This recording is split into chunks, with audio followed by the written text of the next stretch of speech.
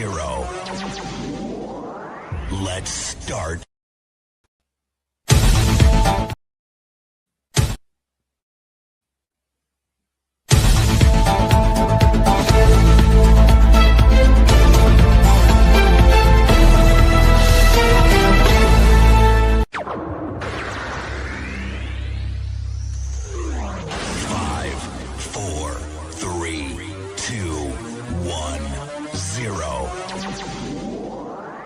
Let's start.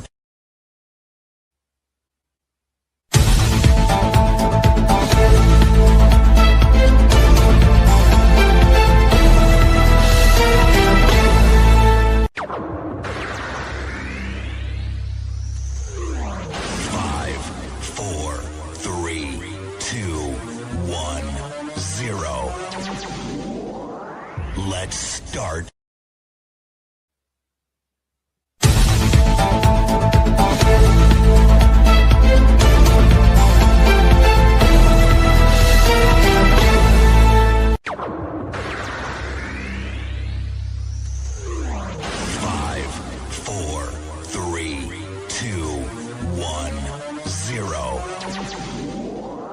Let's start. Good evening and welcome to the Nighttime Heat directed on Prime FM 105.5. We are streaming live tonight as usual on our Facebook and our YouTube channel. Don't go away. This show is very interesting tonight. It promises, and rest assured, as always, it will be interesting tonight. We're also streaming live on Prime FM on Rover 105.5. Again, Prime FM on Rover 105.5. We are streaming live. We want you to share tonight's video, the live video.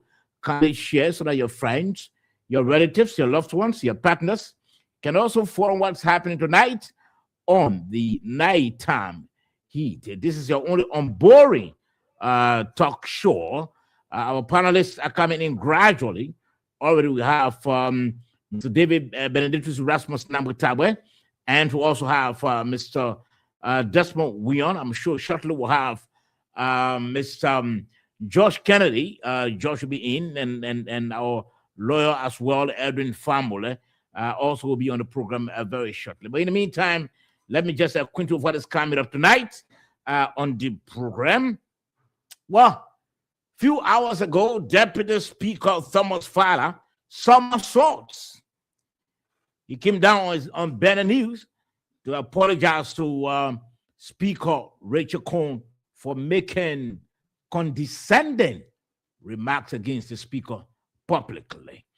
Well, whether the investigation will still be conducted because his apology followed a communication from Debbie, one of the representatives, who claimed that that the Deputy Speaker needs to be investigated and also retract his statement that he made against the Speaker of the House of Representatives, when he said that the Speaker needs to improve himself. The Speaker is not he's not that potent. In another word, he questioned the experience of the Speaker. He said the Speaker needs to grow. The Speaker needs to improve his lifestyle. Also, we don't know what was he talking about. But those were the remarks I made. But yes, apologize. That soft in the ground. We'll talk about that very shortly on the program as well. Well, we understand that the Senate will summon top security personnel, the DA, all those involved with the investigation of the 19 million drugs saga. They'll be tomorrow summoned by the Senate. The Senate wants to know the status of the investigation. While things are taking long, why up to now there's no arrest? So the Senate will be asking all those questions tomorrow when the joint security appear before the Liberian Senate. Well, the DA is under fire for home raid after filming naked female. We're not going to play that video though. It's nude. We're not going to play for professional reason, although others who played, but we on this program will not play that sort of video. But we're going to talk about it. Was it appropriate? Was it right for the DA to go that route, filming a naked female because you are looking for drugs? When up to now, you are not even arrested one person involved with the 19 million. They went to one Zane Shacks and breaking it down. I tried calling Ernest Tapper and his man Biago. They said the DA that won. We're going to talk about that tonight on the program. What Nima County politics continue to dip in by the day. Senator Samuel Koga, I hope that's the name there, again opened up to set the record straight. He said, well, nobody made me. I made them. They didn't make me. So we're going to talk about that as well on the program. Well, Delta Airlines bans all cargoes to, from, and through Liberia. What does that mean for our travelers? We're going to look at that as well on the program. Let me welcome my panelists who are here for now. Mr. William, welcome to the program. Thank you so much. Good evening, and let me begin by saying good evening to all of our followers, our viewers. The guy's not on. Yeah. So thanks again. You seem to be off. We'll have to call the technician quickly. Okay. You seem to be off. So you can use the Mac. You can use the other Mac in the meantime. The Mac facing David. So man, it's good to be back. Good evening to you. Let me also extend my greatest, greetings and to all of our followers, our viewers, and our listeners. It is always because of them that we have deemed this part of our responsibility to always come on the show to contribute to the quota of our country. And what we do as journalists and as citizens contribute to the overall development of our state. So it's good to be back, and it's good to do what I love best. Okay, thank you very much. I really appreciate it. Dave, welcome to the program. Thank you, Sabo. Yesterday, I hope you are connecting to come on camera. yesterday, I'm already on camera. Sabo, don't. No. I said I hope you are connecting. Sabo, be careful with me. I'm careful. In fact, you will shortly receive your package. $200 United States for being punctual. Oh man, that's good. That'll be a good one for me. Your girlfriend will enjoy with you, my man. But now David should be talking about girlfriend. I mean, you should be talking about Spouse. Sabo, I knew Please, you. man, you're not a lawyer for the man, yeah? Sabo, Go do your law thing at the Supreme Court Sabo, there. I knew you would have taken that route, Sabo, but you can disparage me. I'm a strong guy. No, I don't intend to do that. Welcome to the program, Dave. Thank you, Sabot. And I was not here yesterday, but I'm here today. So I know because I was not here, I mean, the women then had a very good time. William Moses, they had a very good time in dealing with the issues. You don't trust Mr. Kennedy? You don't trust Mr. Formula? Oh, Kennedy and the Formula, yeah, but then I feel a little bit comfortable because the fact that they were here. I didn't have a smooth ride yesterday because Kennedy and Mr. Formula, yeah. But however, somebody's it's good to be here. Okay. Yesterday I had a very tight schedule, and so that I didn't appear. But today I'm here. It's good to be here. Good evening to everyone. Good evening to our many listeners and viewers. I know that you have a very wonderful time today. Okay. Dave, thank you for being here. Edwin, welcome. Thank you, Sabor. And again, we're glad to be here, as always. And David Tabwe, you always have a lawyer. So don't worry. Whenever someone tries to, pull you back, don't worry, we're here. That's a good Under one. the domestic relations law, after 5-6 years, you guys are now married. So she's no longer your girlfriend. She's your wife. So don't worry about it. Thank you. The guy still can't follow us name. There's no problem with that. I can't give you the best one. In the Western world, people marry and still get their father's name. Don't know. Stop fooling the man, man. David, you're not married to that woman. Comrade. George, my name is right here in Liberia. That's why their middle names always long. Carry their father's full name.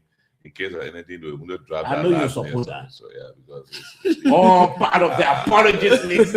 I have interest in law, and so when I hear lawyers speak about legal issues, anyway, thank you for the night, Asaba, for always giving us the opportunity to weigh in on those inspiring topics that you always bring up. And I want to tell my co-panelists, good evening, thank you. I don't know if Mr. Sandy will be able to call in tonight again, but I'm not saying useful these few days, and I don't know what happening, but and our precious listeners, we say thank you. We want you to please share the show so others can be able to follow us. Thank you also to our technician. Yeah. Okay. Well, thank you very much, Ed, for the level of commitment that you continue to display here. Gentlemen, let's try to get into our discussion tonight. We've got a longer list of issues we want to talk about, and I want all of us to get set quickly to go into those issues. First, I want us to play a video from the session of the House of Representatives. Let's try to listen to that video first, and then we can get started with the discussion. During his appearance, the speaker stated, Richard Moore needs time to grow and learn. He then played a major leadership role in the House of Representatives until he became Speaker.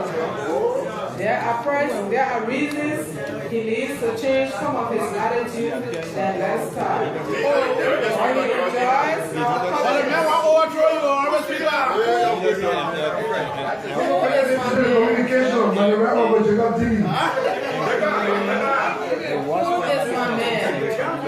he has made a lot of guns, and I'm working with him to address them.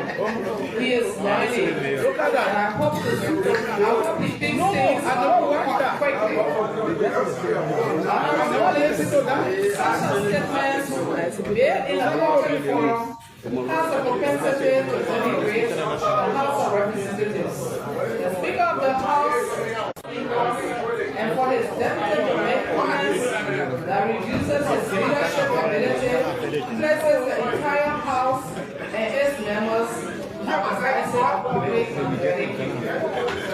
It's important to note that Speaker Richard Moore is a several-time legislator who has served on various committees, proposed several bills during the 54th legislature, and even served as interim chair of the executive committee that successfully organized the inauguration of Mr. Joseph N. January 2024. Furthermore, in October 2024, the majority of members of the House pledged their unflinching support to Speaker Holmes' leadership ability when they decided not to sit under the gavel of the then Speaker, Mr. J. a revolution that Deputy Speaker found himself in the House, and even then, resulting in the Speaker Holmes' election. Interestingly, both men served together in the 54th legislature, and beyond his legislative service, Speaker Holmes has held and continues to hold reputable positions in the Republic, ranging from being elected of Liberia on a graduate classes program to serving as controller of an international NGO. To speak of him in such a manner is disrespectful and demeaning, not just the speaker as a person, but to the position itself, and to us legislators.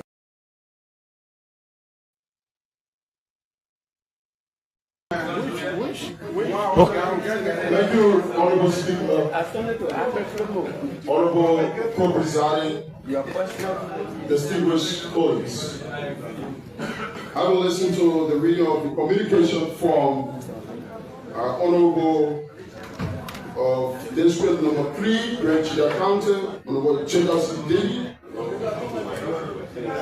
of Grand Judah County requesting for retraction and investigation of public statement by our Honorable Deputy Speaker, I move, considering that the chair of the Speaker has a discretionary power.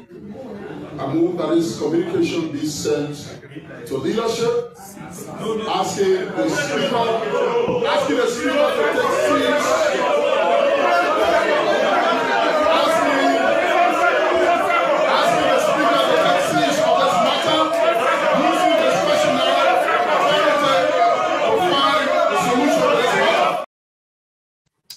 Okay, so gentlemen, that was the situation today at the House of Representatives when the issue of the Deputy Speaker came on the floor following a communication from one of the lawmakers who thought that the statement made by the Deputy Speaker against the Speaker was demeaning and disrespectful, and as such, he needed to retract and also be investigated.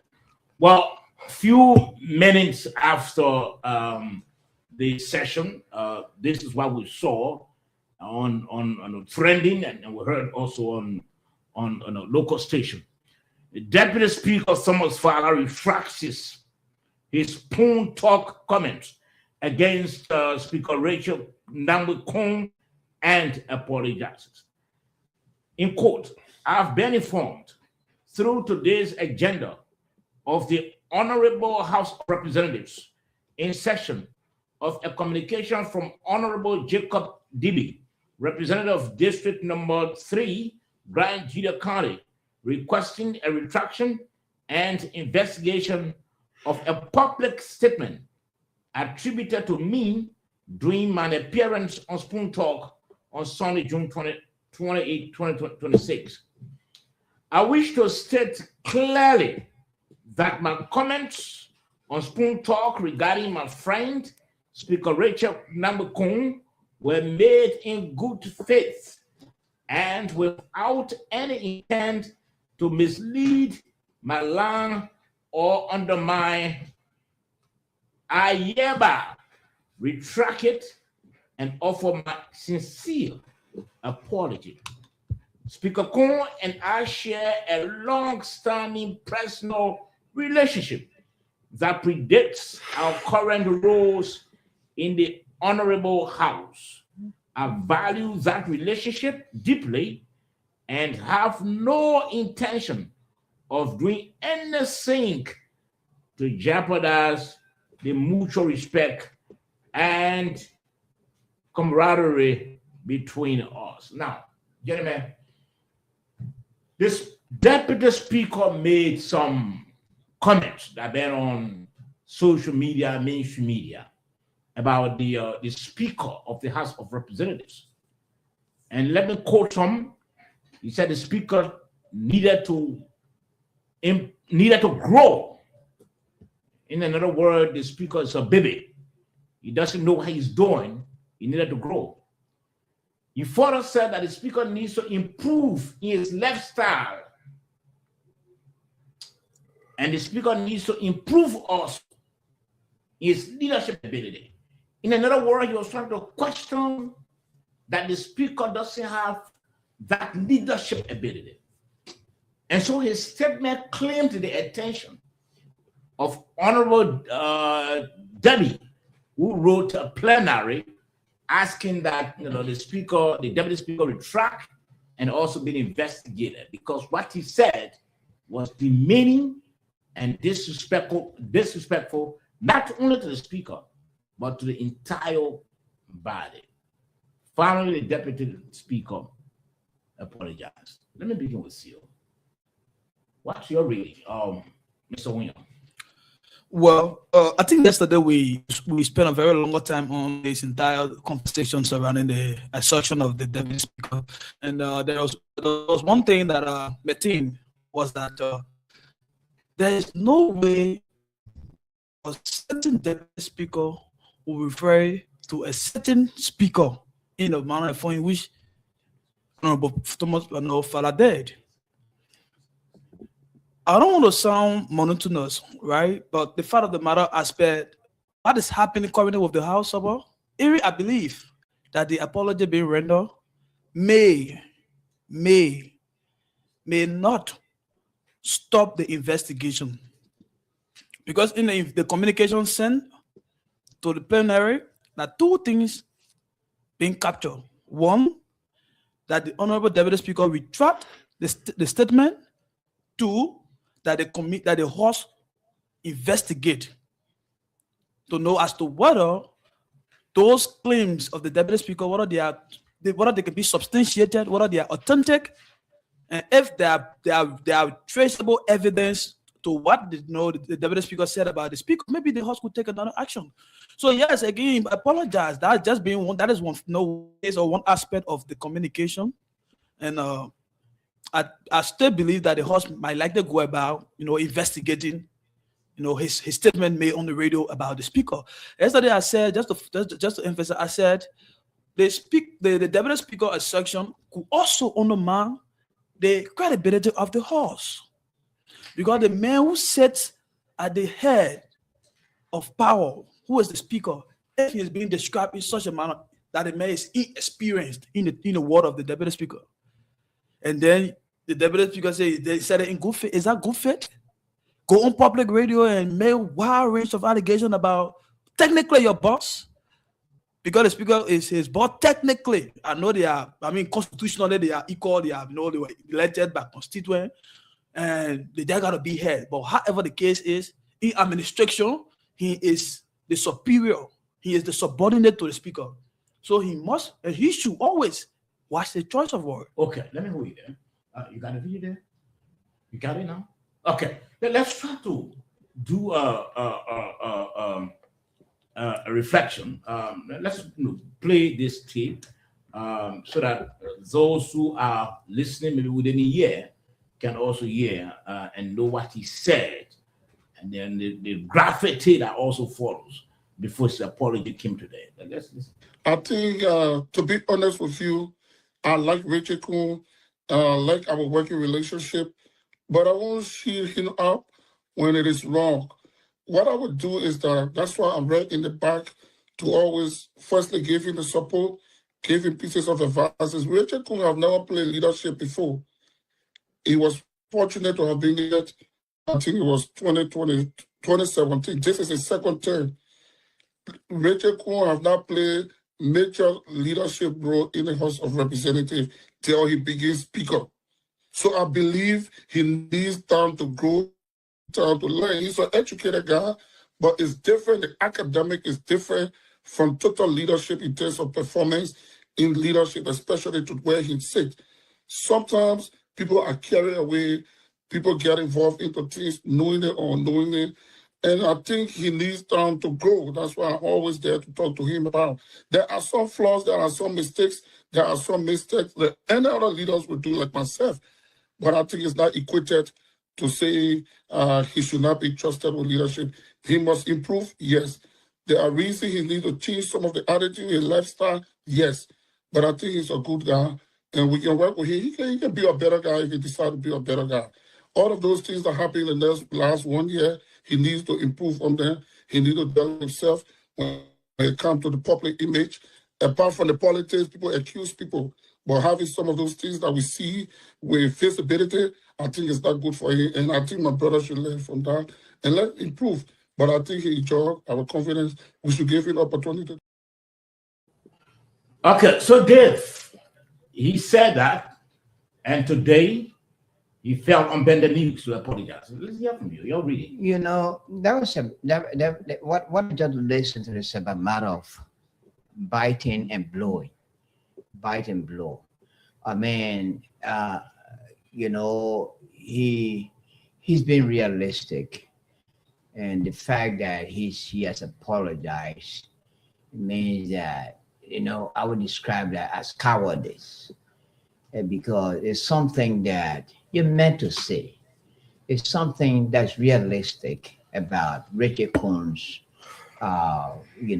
reputation, style, a way of life. There have been so many reports or concerns about his lifestyle, womanizing, the issue about his relationship, the issue of Mandela Cooper, the issue about his wife. These are issues, you know, that claim the attention of many people about his personality and his reputation as Speaker of the House of Representatives. Because some of the things that people have heard about him in terms of his domestic affairs, his personal life. I mean, the fact that you are a public official, you don't have no privacy. People have always spoken to your personal life, your lifestyle. And that's exactly what the Deputy Speaker are referring to. Richard Kuna has a wife, and at the same time, we hear people, the public hearing about Mandela Cooper.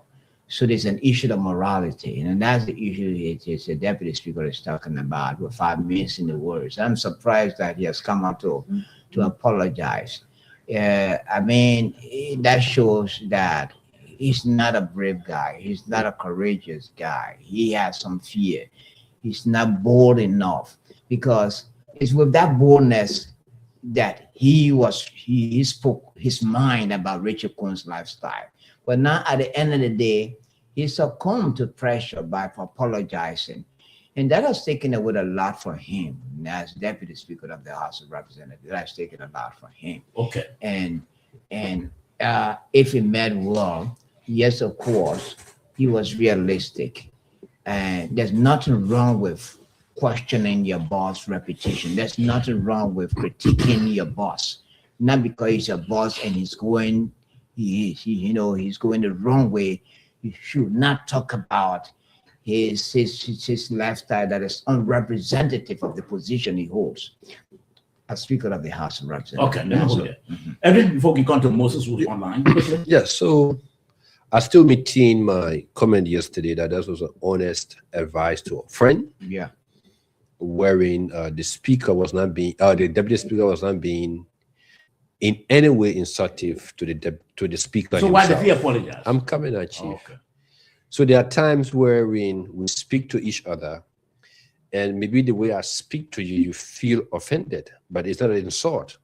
And you come up and say, look, what you said to me, I didn't like the tone or the way you said. I can come back and say, I'm sorry. Look, what we need to understand, I'm coming, Chief. Well, I'll come in 1 minute. Yeah, go ahead. You listen to Talbot.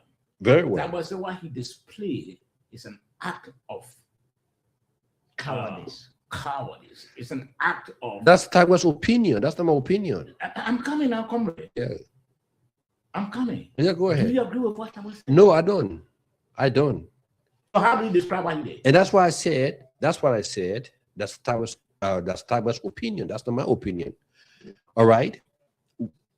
You didn't allow me to actually land my thought. Now, like I said, I can be honest to you, saying something to you, but you don't like the way I say it in the tune.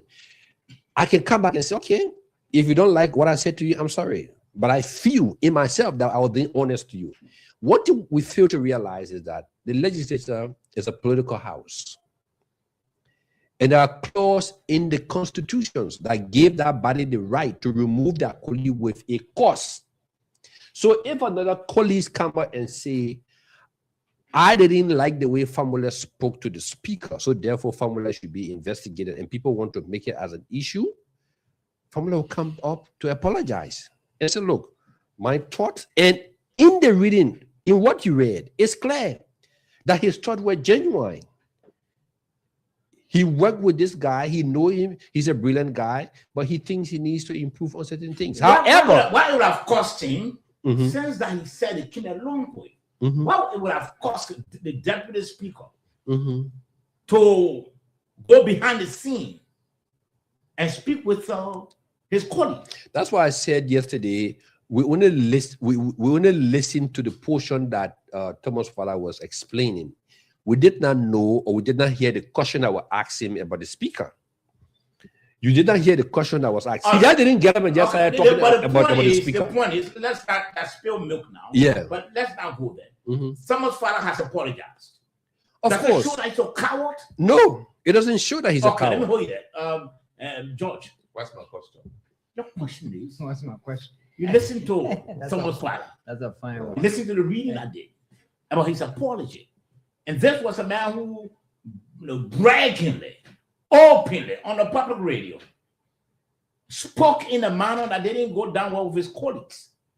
And they asked that he be investigated and also retract his statement. Today he retract. What's the reading? It's a good thing to do. You know why it's a good thing to do? Mm-hmm. Because here, Speaker Kun, they are not in beef. If they were in conflict and he says something, Speaker Kun says something, and he goes and retract, I will agree with Mr. Tagbe that he's a coward. But these are two friends, nothing wrong between them, and the other person publicly expressed his opinion about the speaker. The speaker and his colleagues feel that it didn't go down well with them. So he and the speaker, that who's the baby now? He and the speaker, because he said the speaker is a baby. The speaker needs to grow. It means that the speaker doesn't have the teeth. He's not a baby. So who's the baby now? The father just apologized. So Thomas Father spoke idiomatically when he said the speaker needs to grow. He said grow in what sense? Leadership. In leadership. No, he didn't say so. He said the man needs to grow. Let's go back there. He said it. Comrade. No, don't put words in my mouth. He said the man needs to grow. You will not give me the chance. So I'm asking allow the question. all these people to speak comrade, their time. We have to go to Moses. Okay, no, but you have to give me the chance. Go ahead. Because the truth is what hurts. It's difficult to say truth. Because so you were saying truth to the speaker? I would have said, yeah, but we all know that it's true. No, I don't know. He said. I don't know why he knows. We play a sound back here. Which one? Where the time the spouse issue happened. I don't know about the time the thing happened about the US. You know about what you said, but I don't know what I said. But the truth is, my brother, it is not a crime. It is not being cowardice. If we hear on this show, and probably I think sometimes we can say something, you say, have to apologize, and we apologize, right? Because we are apologizing because the person who we are apologizing to, we're not forcing. We're not forced. We're not disagree on ideas. Okay. So if I say something about to you, for example, and you're not satisfied, so majority you as president, I ain't like that, so I'm sorry. Do you it doesn't mean I'm a coward. That it took something away from you? That apology has taken away? No. You don't agree with that? No, it will have taken something away from him. I'm repeating myself again. It will have taken something away from him. They were forcing. If they had beef where he took his position and the speaker took his position, right? And he says something, the speaker says, have a retry. He say, okay, I'll retry. I'm sorry. It will have taken something away. All right, let's go to Moses quickly. Yeah. Moses, you listen to what I read. The deputy speaker has apologized. Initially, he said the Speaker of the House of Representatives, Richard Number Kun, my own crew brother. He said my crew brother is a baby. He doesn't have teeth to bite. And so later on today, he apologized. He said my crew brother needed to improve his lifestyle. He had a lot of girlfriends and all of that. But today he apologized. It came on Banner News. Let's hear from you, Moses. Look, let me say hi to all of you in studio. You know, hello. So let's go back to what prompted the statement. I had the opportunity of watching the podcast, and Stanton asked the deputy speaker, he said, who is Richard Kun in terms of leadership? That's what I said. And that's when the guy said, look, Richard has to grow. He has to make some amendments. I'm not quoting him directly, I'm just paraphrasing. Sure. He has to grow. Yeah, it is true that he holds a college degree, but this is his first time holding such a prominent position. And honestly speaking, I think Fala spoke the truth. Everyone, it's an open secret. Except maybe you live in utopia. Including Flower, no. That's the only way you will tell us that Richard Kun is not incompetent. Richard Kun is grossly incompetent. Now, Moses. No, I'm coming, Moses. I don't agree with I'm you. coming, Moses.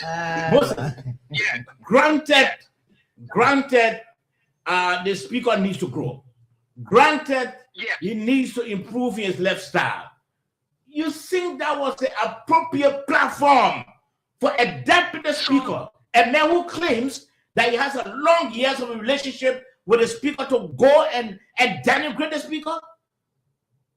Okay, so I was getting into the statement the guy made. Let's forget about the venue. No, the venue matters, Moses.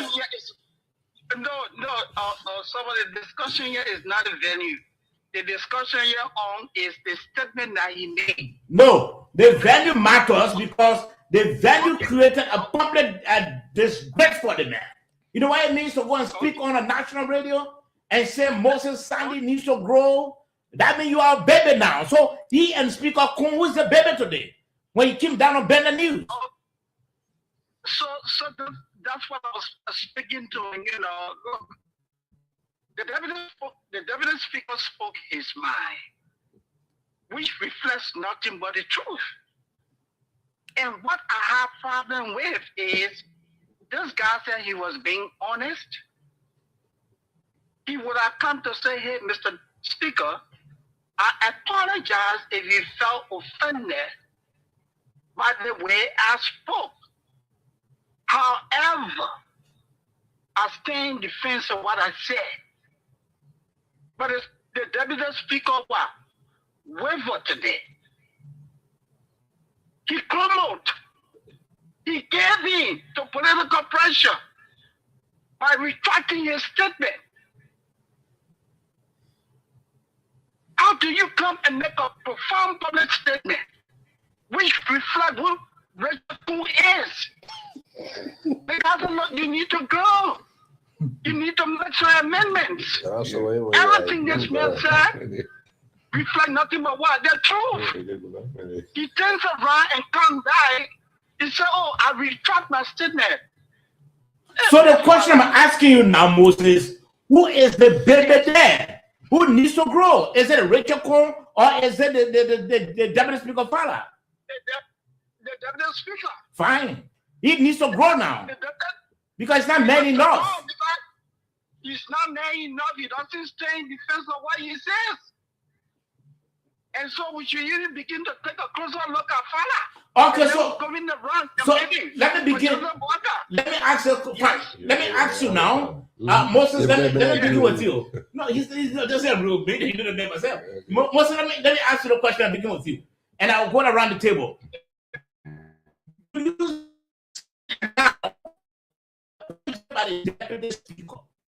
Knowing how to be a political house, do you think that will sink down well and calm the nerves, especially when the speaker knows exactly how the deputy speaker is thinking about him?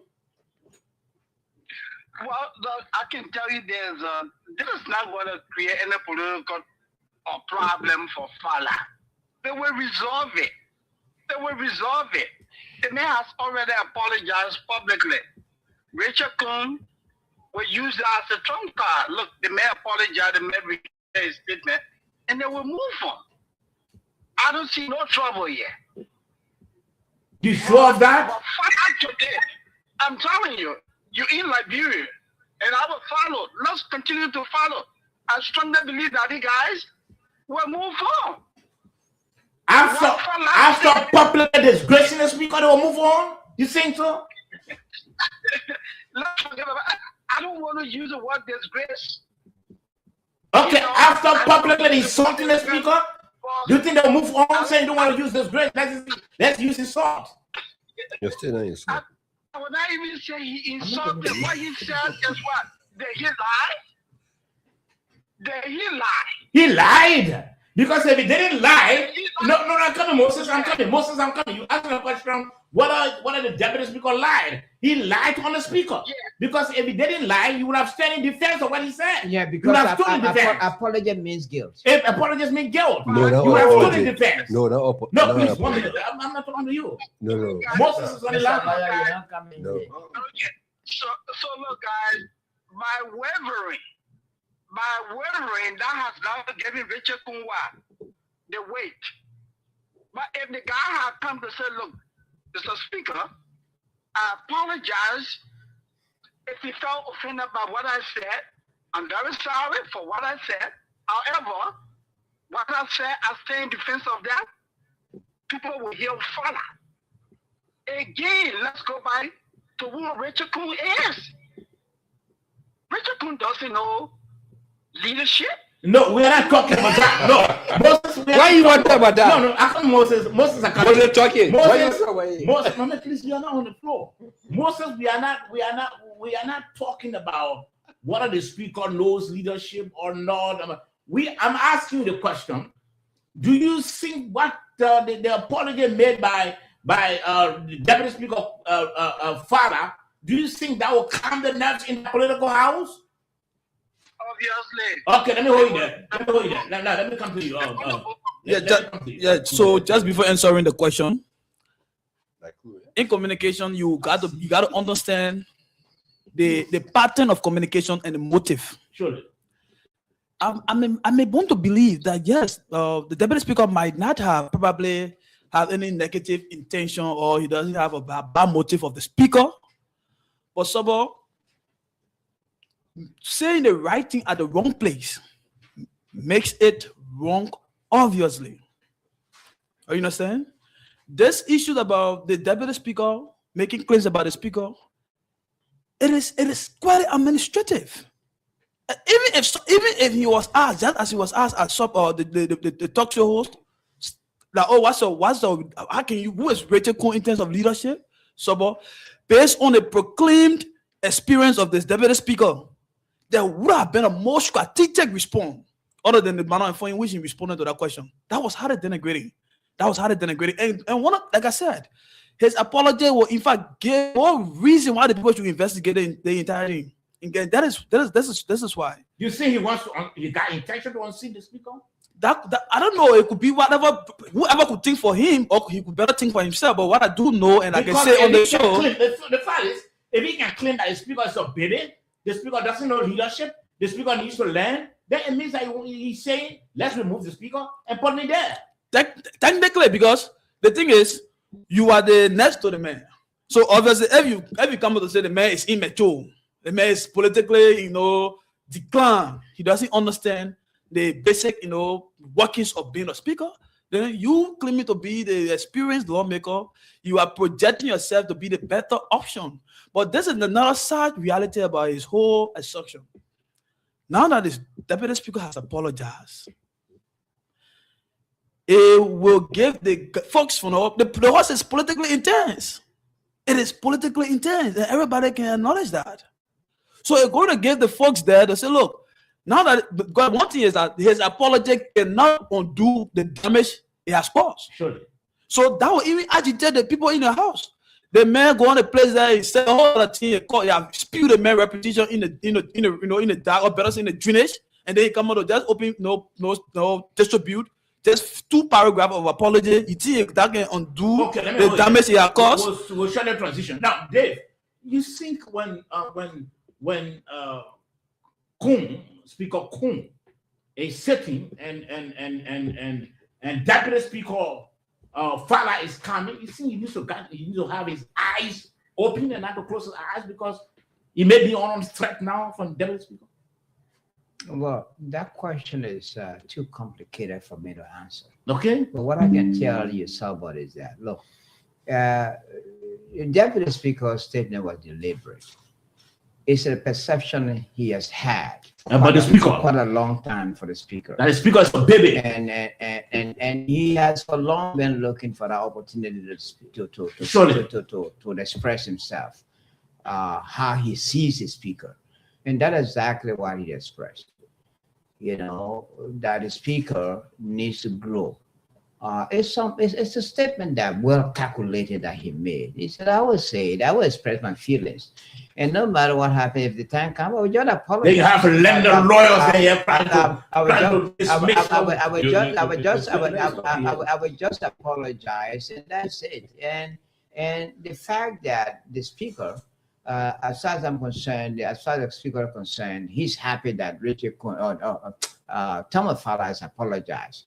Maybe he's happy about that Thomas Fala has, but and I disagree with my colleagues here that that Thomas Fowler apology, they didn't take anything from him. It took something from him. The fact that he's not a man enough, to stand his ground. You express yourself. You've been realistic with Thomas, with this deputy, with the speaker. That, look, my brother, you need to grow. This is the first time in a kind of high-profile leadership.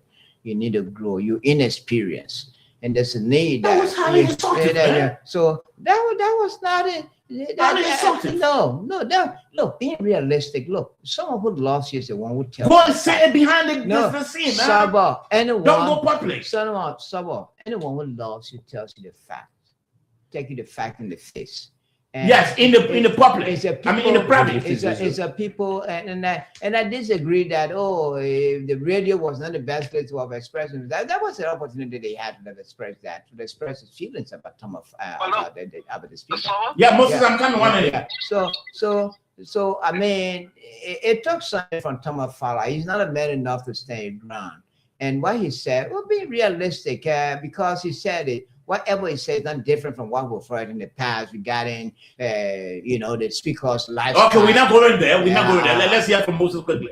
Moses, let's hear you. Okay, quickly, let me just say this, and let's ask ourselves this question here. Did Fowler lie? No. But he lied. No. And Moses. Wait, let me complete my thoughts. No, I'm just asking this Absolute question, right? no, he didn't lie. Please, you don't want to talk. You don't want to talk, Edwin. Go ahead. Moses, The right? man we're talking about here, does he not have character flaws? He doesn't have. He does. No, he does have. He doesn't have character flaw. No, he does have. The point is, Moses, he doesn't have character flaw. The point is, if he had character flaw that the deputy speaker had spelled out, he would have stood by his word to say, yes, you have character flaw, but not to finally back down and got on his knees and asking for mercy.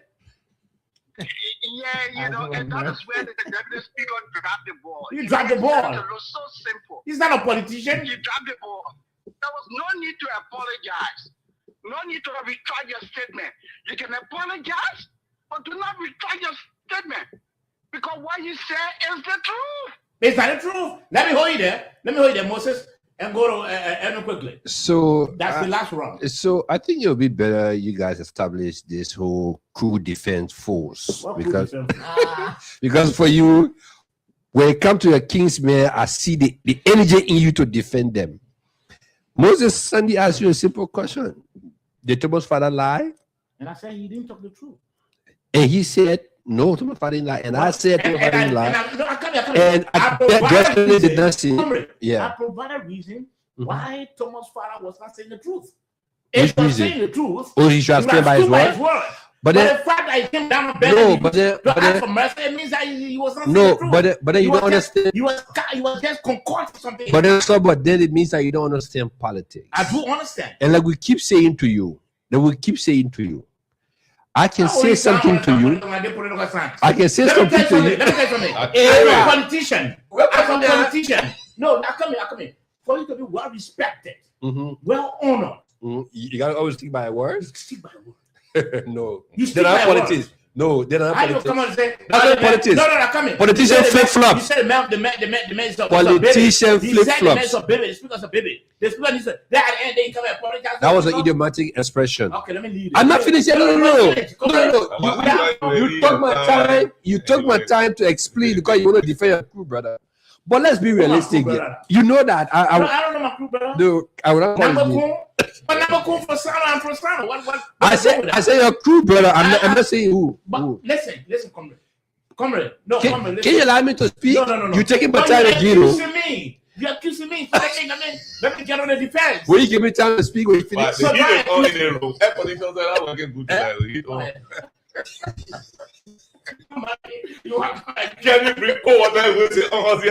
the air conditioner. There were questions. There were specific questions asked by our colleague Moses Sandy, and you refused to answer that. And then you jump in. I just said to you. And then you jump in to say the man said baby. No, he didn't say the man said baby. 1 minute. Yeah.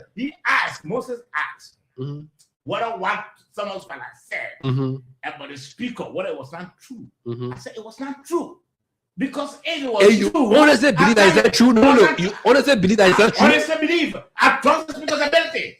I trust the ability. I disagree with you, someone. No, I don't. No, I disagree with you, someone. It's kind of time, please. George, let's hear you. Thank you. When my brother said he didn't know politics, doesn't mean that he didn't study political science. That's in a theory in the classroom. Politics in practice, different from politics in theory. Okay, they got better politicians that didn't study political science. Far away. Far better than those that study the What theory. your point, comrade? Okay, so my point is the survivability of deputy speaker in the house or any member of the house lies in the hands of those members in the house. His colleagues, yeah. I want you to remember just yesterday, about 4 days ago, Yeke Kolba. What's the spell? Less than 50 days ago, some members of the house apologized for statements they made. And those were oppositions. Yeah, strong opposition. I know, strong oppositions. I see it's still by that words. The only way in politics, the only way you can have the opportunity to exert your power and to be heard properly is if you maintain your position, your power that you have. The only way the deputy speaker can exert himself in this country properly is to remain deputy speaker. Is to remain deputy speaker or become speaker or go further. Any attempt so to wait. I'm speaking to you politics. I'm teaching you politics. I'm teaching you political science in practice. No, come here, listen. Come here. You're not going to lecture anybody. Because somebody flip-flopping the fact that they are politicians. Listen, in politics, hey, you can hear if it's flip-flopping, they say if enemies can be street bedfellows. You not hear that theory? Excuse me. No. You're not going to allow me to press them. I'm telling you. Why am I not saying anything? Enough for you and for the audience. And I'm going to speak to you. Because I'm not getting what you know because your man said that your man is said that Rachel Kun. I mean, he got all the power because he said I approved brother from Sando. That's not what I'm looking at. What I'm looking at here is you come in, you know. That's true. You said it. Yeah, before transition, before transition, it is about public knowledge. So it is for the benefit of the conversation. Just as Mr. Formula normally say, we will have to provide basic information, you know, especially education to our public. So this is for the benefit of those who following. All of those, including those who claim that the speaker has some level of, you know, integrity issues and has some character damage, it's misleading. That is just being pathetic. There have been no reliable decision that have informed their reasoning. If let's buy into the assumptions about his relationship. Was he convicted for any relationship matter in court by competent jurisdiction? No. The young lady, rumor about it. They were trying to extort money from the young man, and we get rumor about it. They met into several relationships. Since the day the speaker officially declared and announced by his mouth that this is my spouse. At which time he referred to the political advisor Mandela Cooper in Barnesville doing a district tour. Since the day he ever announced that, have you seen the speaker? You know, is there any in fact, is there any allegation as to whether the speaker is engaged into several relationships out there? No. So we know that when people assume to the kind of high-profile positions, there are certain people who come after them politically, and that is why the young lady barely couldn't sustain her claims. The woman was trying to extort money from the young man in the name of relationship. How possible? And she had to flee. Imagine how possible. Imagine there were several statements about the family relationship that she had with the man, and trying to claim that the man is a spouse. It's wrong. So if Mr. Anthony and Mr. Kennedy, who always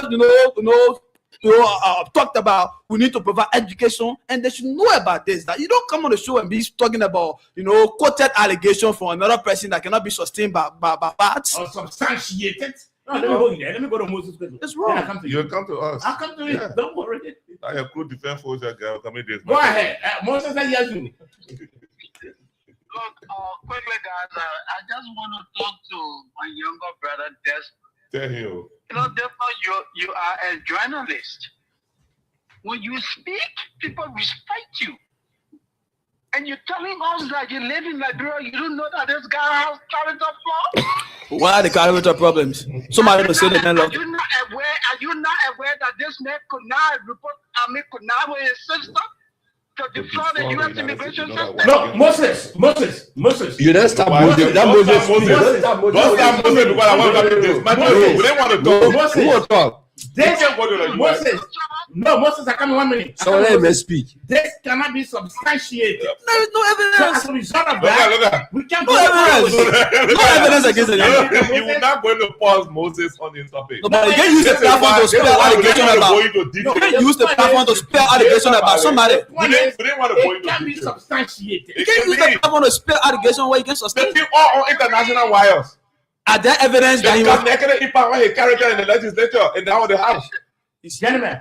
So should we blame should we blame Deputy Speaker who has been accused of corruption? Where? In this country? Where? Or we they refer to him as thief? In this country, right? You don't get quotes here. Why some people can go to America? So, is he there? You say he's seen it? You want to go into detail? No. So you don't want stopping the storm of going to America? 1 minute. Don't go that far. 1 minute. Some of all year. 1 minute. Come on, 1 minute, please. Yeah. It cannot be. I mean, There is no evidence. It's much easier to make allegations. Finish with that thing. But you're not going to make allegations that you cannot sustain. You're not going to make allegations on the platform that you cannot substantiate. That's the point. Moses. Mr. George, let me just say this. You hosted the communication director in the office of the speaker, and this guy came publicly and acknowledged and reported to Liberians that But Moses, no. Moses, you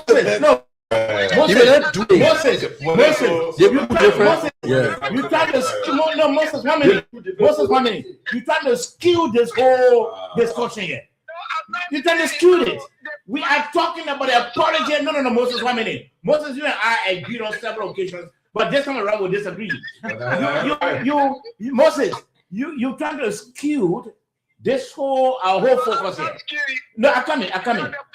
No, I come in. We are talking about the apology by the deputy speaker. He apologized because I'm coming, Moses, and wish you agree with me. He apologized because all what he said were all flaws. They were all lies. Because if he knew that they were truth, he would have stood by a word, which So let's not give credence to what he said when he apologized already. What the essence about fighting for him? Okay, so what I'm saying is that the deputy speaker apologized. He gave in to political pressure. But then let's look at what he said. No, we can't go beyond what he said anymore. Because Moses, 1 minute. Moses, we can't go beyond what he said because he has already apologized. Yeah, I already apologize. So but apology don't mean guilt. Apology doesn't mean guilt either. But I see apology you're referring to. We have to transition quickly. Is that a guilt? Yeah, Moses, we have to transition. You're listening to the nighttime heat. Right to the Prime FM 105.5. Gentlemen, 1 minute. 1 minute. You was in 1 minute. 1 minute, gentlemen, 1 minute. 1 minute. You're listening to the nighttime heat. Right to the Prime FM 105.5. We are streaming live on our Facebook and our YouTube channel. Just tap Nighttime Heat, and of course, go to follow the show online. We are also streaming live on Prime FM Monrovia 105.5. Now, gentlemen, let's start the transition. Yesterday, there was a trending video, and we have that video though, but we can't play because of the professionalism that we stand for here. That video, had the nude photo of a female. DA personnel, you understand, went in her house, claiming that she has some drugs, and as a result, in fact, the lady was, I don't want to say, but they started filming her. In another word, and also breaking down the structure. Now, the question here, gentlemen. First, we'll talk about the filming of the woman, but is it in the place of the DA? And Moses, I will begin with you on this one since we are online. Is it in the place of the DA? Is there any law that allows or permits the DA, when it is in search of drugs, it goes to that house where it believes drugs are and begin to demolish the house? And this, it's in the place of the DA. Moses, let's hear from you. Absolutely not. And our brother is sitting over there. It's an Antonia law. There's no law that says it. An accusation is not a conviction. The lady was accused of drug possession.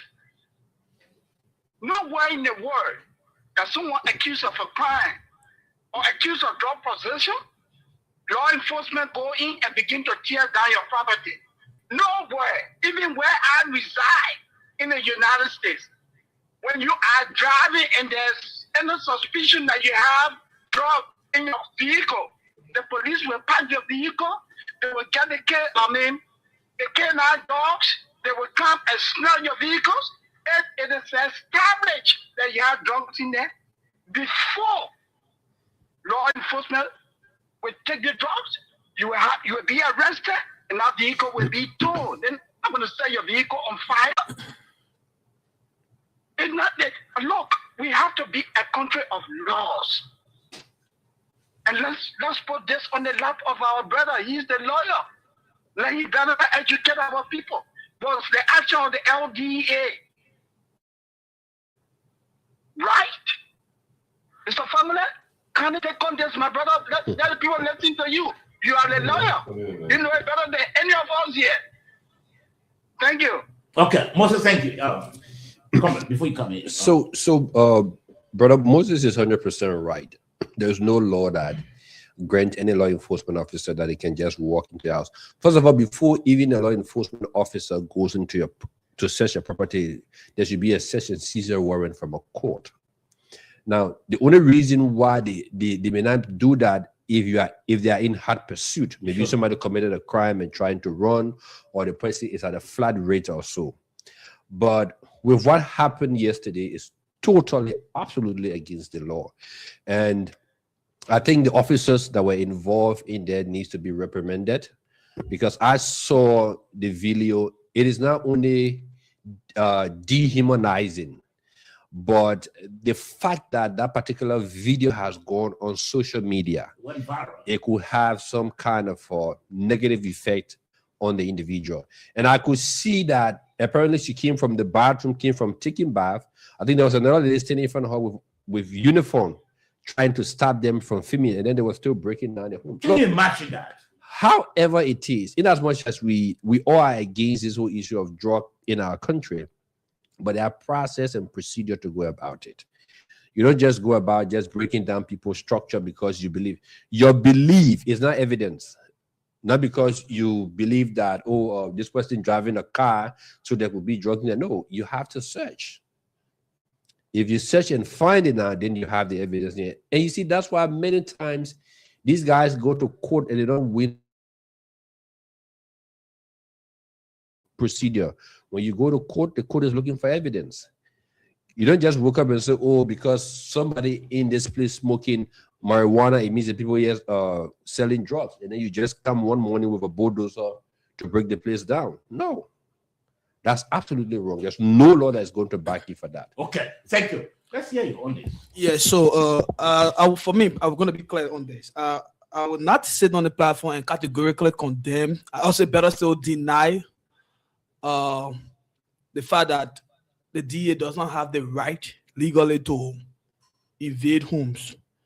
Let him mention, once it is established by law that a DA can seek the permission of the court where there is suspicion to go and raid. So in this particular case, we need to establish as to whether the folks who exercised the operation yesterday, whether they were acting upon the order of the court. Even at that. So that is why let me educate him how that's supposed to work. So the DA would not carry. He will go along with a sheriff. They will go along with a sheriff. So we couldn't see all of those. Couldn't see all of those displays. I'm coming out, Chief. It will be the sheriff that will present a writ to the individual or to their representative. So once that raid is, first of all, the raid is not to demolish your property. The raid is to search for an illicit substance.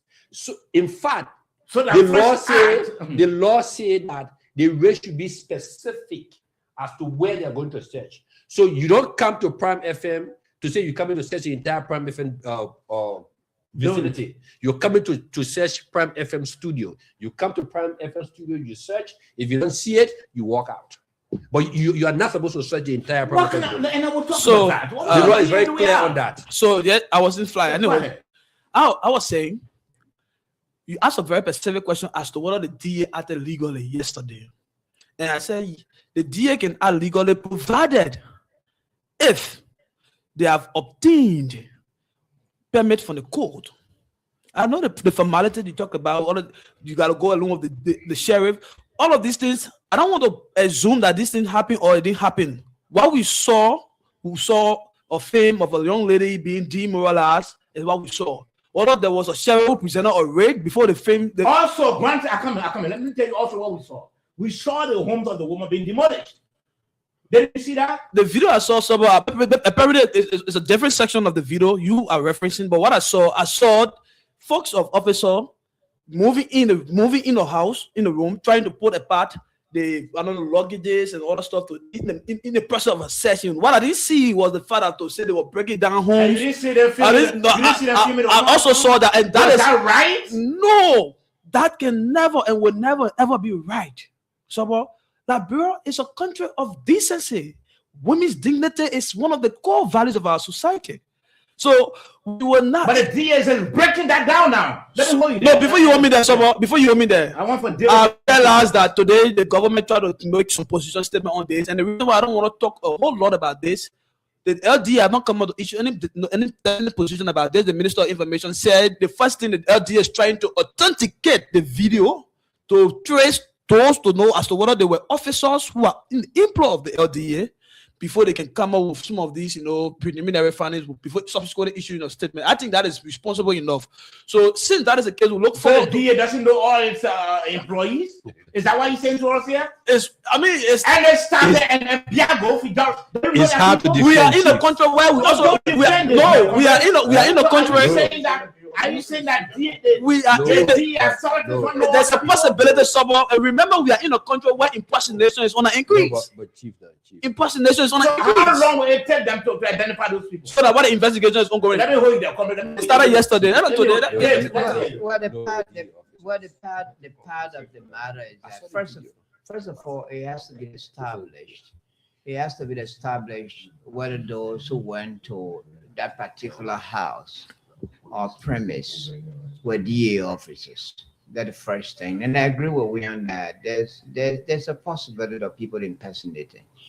And it's obvious about in others that most of our institutions, because he quoted John Limit Piazza, so you agree with him. That's just a reality. That's just a reality because he quoted John Limit Piazza, you agree with him. Somebody show it. That's just a reality. If he didn't quote John Limit Piazza, you would not agree with him. You are controversial. Why?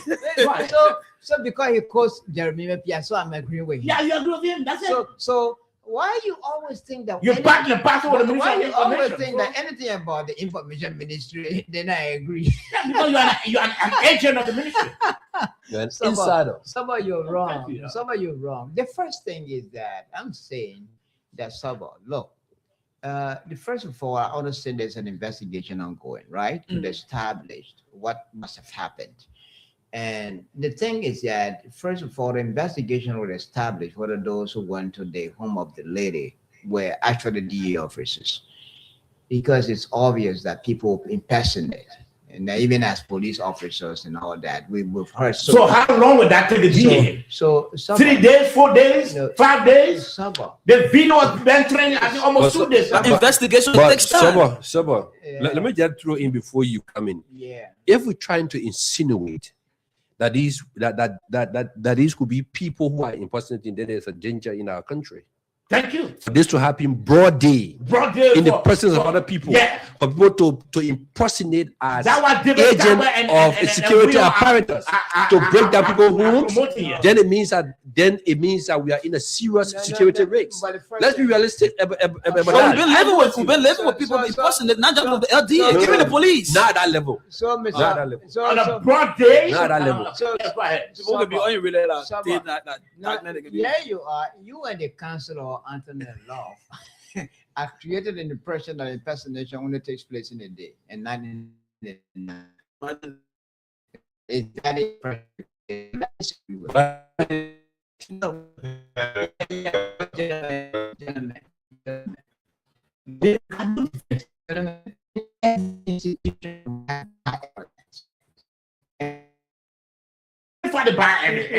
Elements to make a reference. You know, Sabo. Sometimes you said of that video. Just yesterday, just that in the evening yesterday. Okay, so up to now, it's one day now. 24 hours are gone. DA can identify those people, and they stop it and figure out. Why you ask a man for somewhere you're not getting a chance? Problem, man. So why aren't you giving it? Moses, I'm coming. Yeah, but because you're trying to. But man, you get a man to tell no, they ain't interfering in that. Interfering. No, Edwin came to give you some information. No, that he needed. Is that way he to accept every information or not? And which he accepted. He didn't. Saba. Please, you are not the one to talk about. Saba. Go ahead. Saba. Moses, I'm coming. The first thing here is that, look, in every institution, including the media, we are all a part of. We have bad elements. The bad elements will also cast, whose behavior will always cast a spell on a particular institution. And the DA is no exception. There's a possibility, and I agree that, look, whenever a security people or personnel go into search a home, after all, they have to obtain a search warrant. In the absence of a search warrant, it's a violation of the person's right to walk into a presence of a search warrant and say you are going to search. It's wrong. It's unconstitutional. It's against our laws to walk into a person's house without a search warrant and say you're going to search. And we have people who are masquerading as security personnel, or DA officers or police officers. They impersonating, and that we've heard stories about that. And people, and you know, Sabo, and I know that people have been arrested in that particular situation. 1 minute, yeah, what is the issue? Yeah. Nobody is coming, Moses. Nobody is dismissing. No one is dismissing the fact that people are not masquerading, right? Yeah. Dave, we've gone 24 hours. 1 day now. It's the DA saying, having watched that video, that up to now they can identify those agents? You know, Sabo, sometimes the perception we have about investigations and wanting those investigations to be done hastily, the way we'd expect them, or be hastily done. It is not. We are talking about we are talking about how a female was filmed. Yes, we're talking about that. Yeah, how a female was dehumanized. Someone agree with that. That doesn't mean that. Okay, let me hold you. No. Someone, no, you can't hold me there like that unceremoniously like that. No, I disagree with that. No, the security people. 1 minute, Okay, Moses, go ahead. Moses, go ahead. Moses, go ahead. Go to George Kennedy. Let me just say something. I see my brother David struggling. Yeah, wait, you see, Moses, you let someone feed in you with words. You let someone, Moses, you're a strong guy intellectually. You let someone feed you with words. But you've been struggling. No, I'm not struggling. You are defending the DA that it will take the DA 10 years to identify agents. I see that. That's what you're saying here. That was go ahead, Moses. Let me just go ahead. You see, look, guys, the government communication team is always lagging. You have seen via social media a very terrible video that depicts the LDA in a negative way. And you guys telling us that we will sit down for 1 week for this video to be trending on social media. We cannot authenticate whether it belongs to us or not. And the record you're coming here to tell us that they are still investigating? Are you telling us that the LDA does not have the ability to say, hey, this video doesn't belong to us? They cannot come and disown it? You look in the video, you see people wearing LDA, uniforms. And you're talking what? Yep. Yeah, so Moses, you done now. So the point, this is the point now. Yeah, Moses, this is the point. No. No. The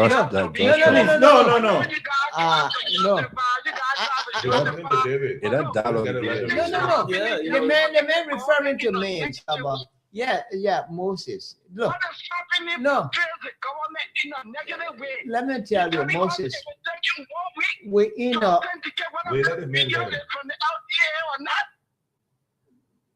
Okay, Moses, you're done now, right? Yeah. Okay, Moses, you're done. Look, Moses and Saba. We're in a no. Moses spoke. Not Saba. No, we're in a world. Address Moses. We're in a world that has a lot of con artists.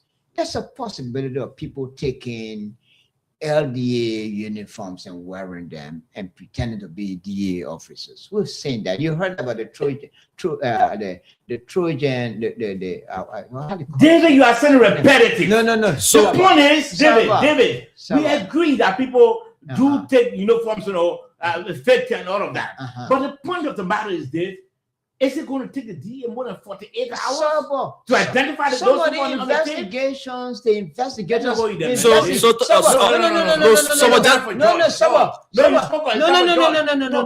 disagree. It's about public knowledge. No. Public knowledge. Wait.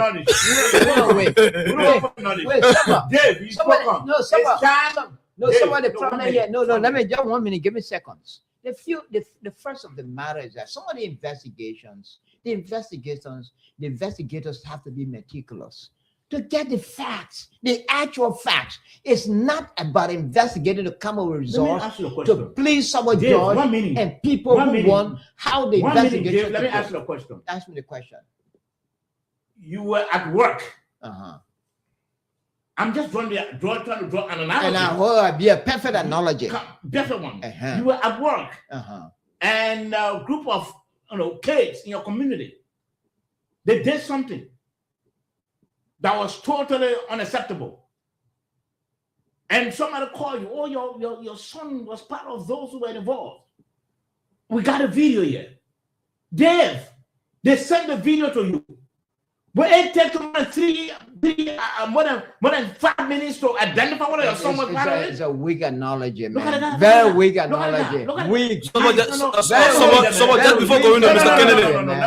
It is for the benefit of our audience. No, please, no. Just before going to Mr. Kennedy. Please, Okay. Kennedy. I'm very surprised and disappointed at the way we're discussing this thing. The manner, the form, the procedure, the processes. Yeah, surely. This is serious. If I were the officer in charge of the DA, I will issue the press statement to the condemning the act first. Thank you. And ordering investigation. That's why I'm going to do because it's the thing linked to DA. But they are mute since then. So because what happened, Mr. Sandy and I argued about it in the chat room debate. I didn't say this. I know the video is not good, right? I saw the video, but it's difficult to identify the DA officers in the video that he sent, right? Whether that DA or not. So I had two ways of thinking about this. I said, look, probably it is true, but this lady doesn't want the guys to enter. Because any woman that you see somebody bringing screen to you, negate the person will lap at you, you want to run to go where. But she was adamant. Very intentional. For me, I'd like to look at something sometimes deep. That's why we are trained as journalists. To create an impression that you're making. No, please. We look at things. Look at. They say news is strange. Strange. It was a news for me today. I don't like to see those kind of photos. But the lady refusing to put on clothes. Instead, she coming to the camera from the room to show herself that almost like denying the people from entering the house. What did she have to have? I wasn't happy that the particular individual, if while I knew and I was still on with the video recording, I thought that they should have called it off and insisted to enter. But what she did today was very strange. And I know if I was part of the team that investigated, I want to know why she did it for, because her friend, even moving from away, if her own friend there could not even take the tire on her. It's not normal. And let me ask you, comrade. So I learned.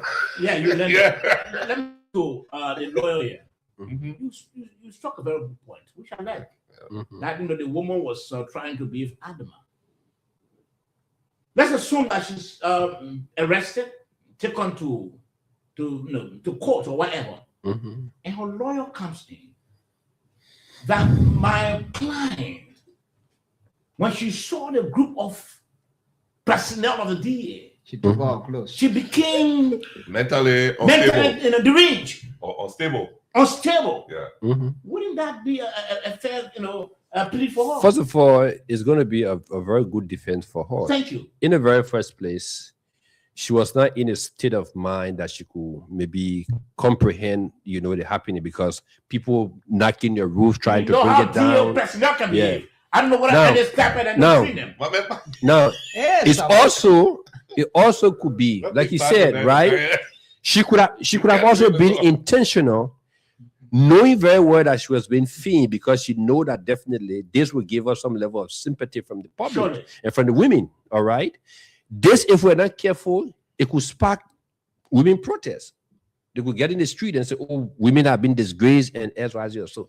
So you see, this is where, for me, I was saying it from. Look, let's be candid here. Let's be very, very candid here. Irrespective of what that woman was doing, police office, security officers, you get to a scene. First of all, you have to assess. You don't just go with men and start to say, "Where's this lady?" We have, XYZ. Sit, first of all, talk with her to find out what is it also. Or in some cases, you even send intelligent people who are plain clothes to go there first and see before you can move in. But you don't go there in a state where she's naked, where she came from the bathroom, from taking bath, but she was just laying out in your house. And then with all this, and you stay filming her. Now, like Moses clearly said, the mistake that the DA had made up to today's day, that issue any kind of statement as to this. The BIA need to go. Now, if you come in to say, if you come in to say, well, these are people who were impersonating, right? Or it could be people who were impersonating as DA, right within Monrovia. If you cannot apprehend them, then what is happening in Grand Juliet? Thank you. What is happening in Maryland? What is happening in Cape Town? What is happening in other counties that is far away from the capital, where the DA headquarters is seated? So I think this has to claim the attention of the authorities at the DA to launch an immediate investigation. Look, the video is clear. The woman face is there. The other lady face is there. You can identify them. You can identify them. Call them in. Can you identify some of the officers that were on the scene? In fact, the whole Monrovia has been divided into different zones. Which of the zones that this thing happened in? Who is the DEA commander there? Boy, men here. Call the two women. Identify which of these men were there. Who did the filming? Who did XYZ? It's simple as ABC. Well, I think before. And you think that will just happen within the course of few hours? It can happen within 24 hours. It can happen within 24 hours. I need to. No, I need to come in. Okay, yeah, go ahead. It can happen within 24 hours. And I agree with you, Moses. The DA. You're supposed to be the last or something. No, please. When you speak, no, just it's a benefit for the doubt. Okay, go ahead. Yeah, thank you, brother. So this is what I was saying, right? That in that situation, I might want to agree with Mr. Kennedy that the LDA would have first and foremost condemned the entire situation, and then in that condemnation statement, say there will be no prop. You might want to agree, or you agree with him. The reason why I might, the reason why I might want to agree with him, it is because the two ways the LDA could choose the statement that we're going to issue will be the statement to make a very definite position as to the entire thing. So they would not want to be doing statement 1, 2, 3. So that's why I'm saying I might want to agree with it. So no. So that's another thing. What are some of the key components the investigation is going to look into? One, that the investigation must establish if that DA officers went there. Whether they are in the employ of the LDA, that's one. Two, the investigation will also take into account whether they acted within the comfort of law, whether there was a sheriff present, whether they obtained or read from the court. That is one of the components we'll be looking into. A second issue they're going to be looking into is that when they get there, what becomes the reaction from the respondent reaction from the lady? That could be another thing. And another thing would be, now that the FDS is in terms of data, statistics, they are challenged. Every time they go complain about that, they're gonna investigate on that. That's on the way you say you're sitting in Marvel or sitting at the headquarters. They say, hey man, how many men do you will need special investigative team to go on the site, to go to the site. I'm concluding to go to the site to what we call site verification and inquiry. Okay, thank you. Now, it can happen within just few hours. The first thing, let me respond to something you said. That the reason why they are delayed, maybe they have to first determine whether the officers had a court document or whatever. Listen, even if they have court document, it does not allow them to film. I agree. I'm not condemning. Yeah, go ahead. It does not allow them to film the woman.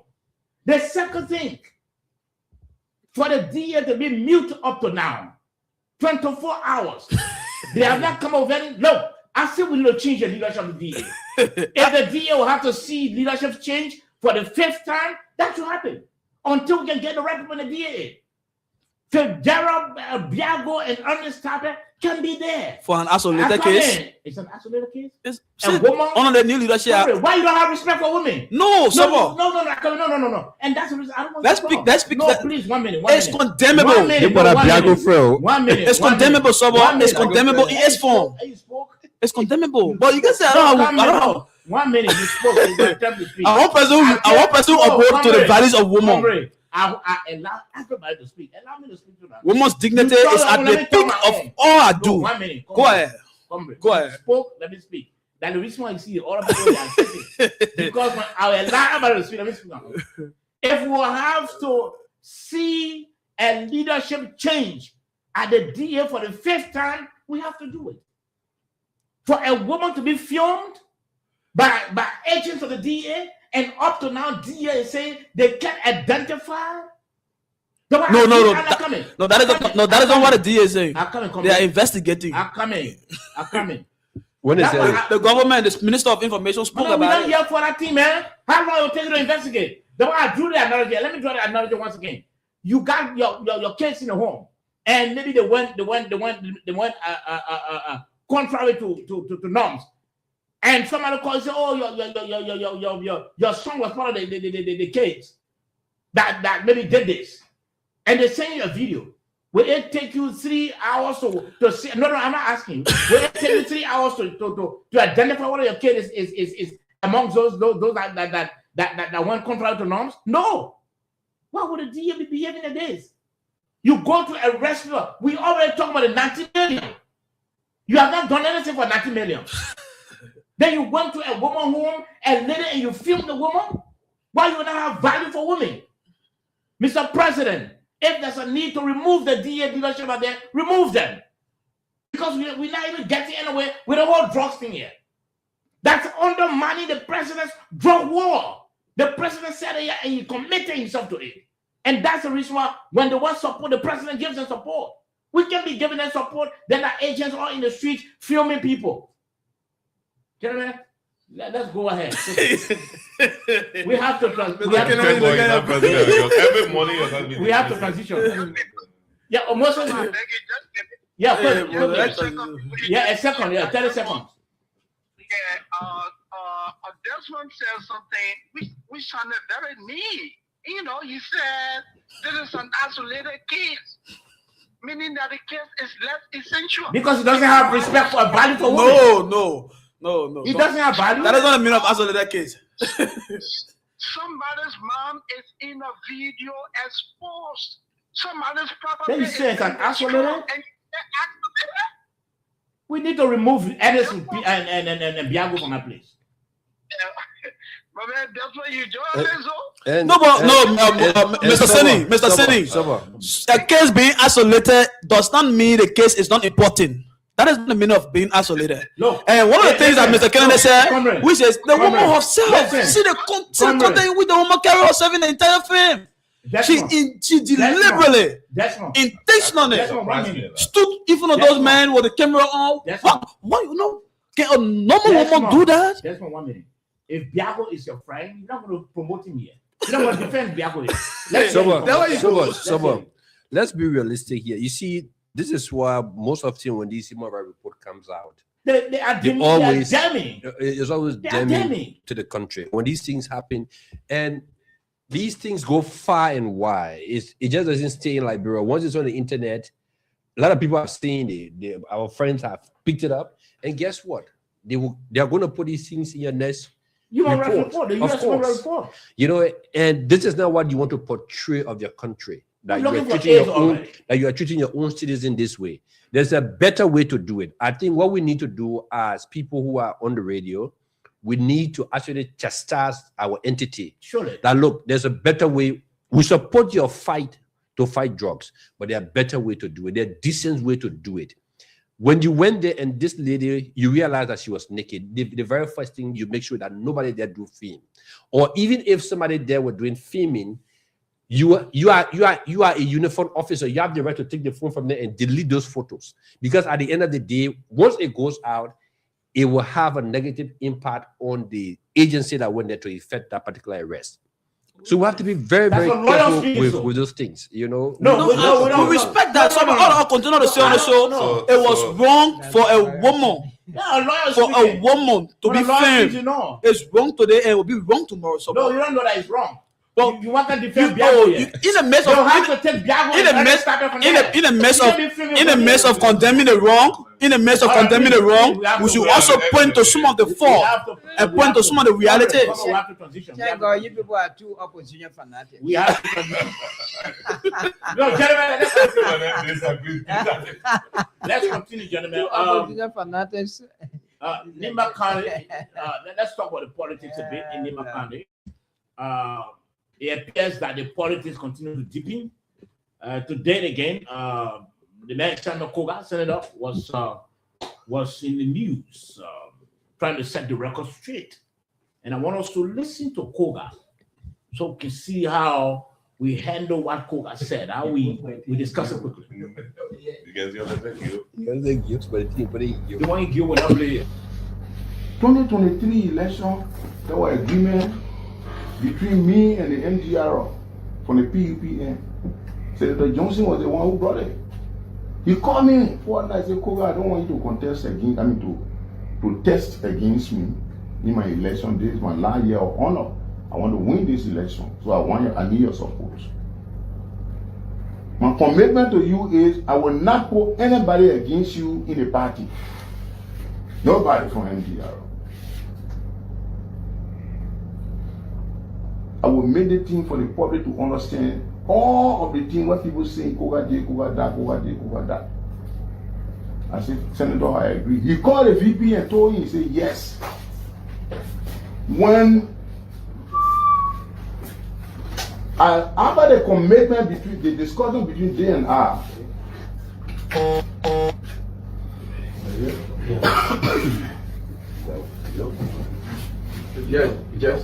after the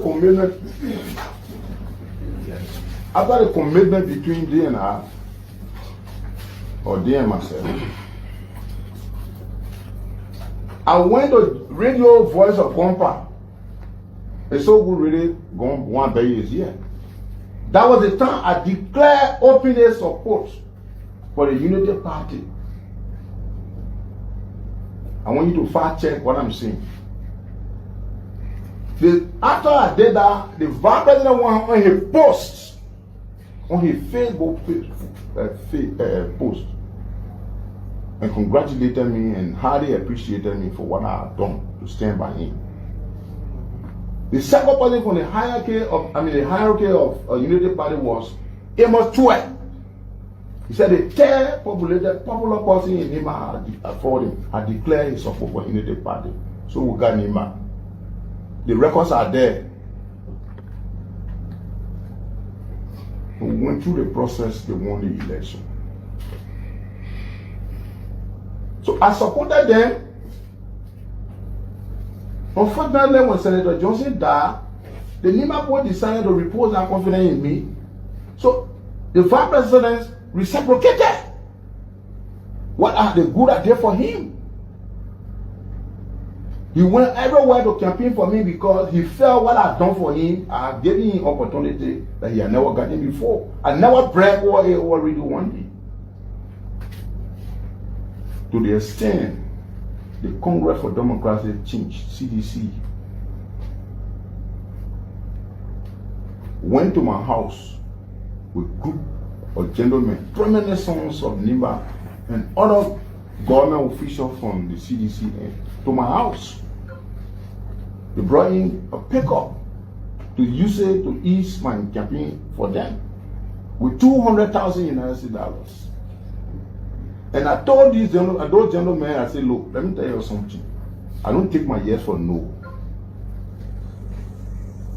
The vice president, the person who is contesting as vice president from Nimba, Senator Johnson is my cousin. He has approached me and I made commitment to him already. Any attempt for me to change it, that I'm untruthful to God. Please forgive me, I can't do that. But kind of race I talk. When people say that, they say we make Koga. They insulting me everywhere, making me to look unpopular, paying radio stations to denigrate me. Say Koga is ungrateful, we made Koga. Nobody made me. Like God. But the effort I apply when you do good, and it's all to pay with good. You can pay good with bad. So because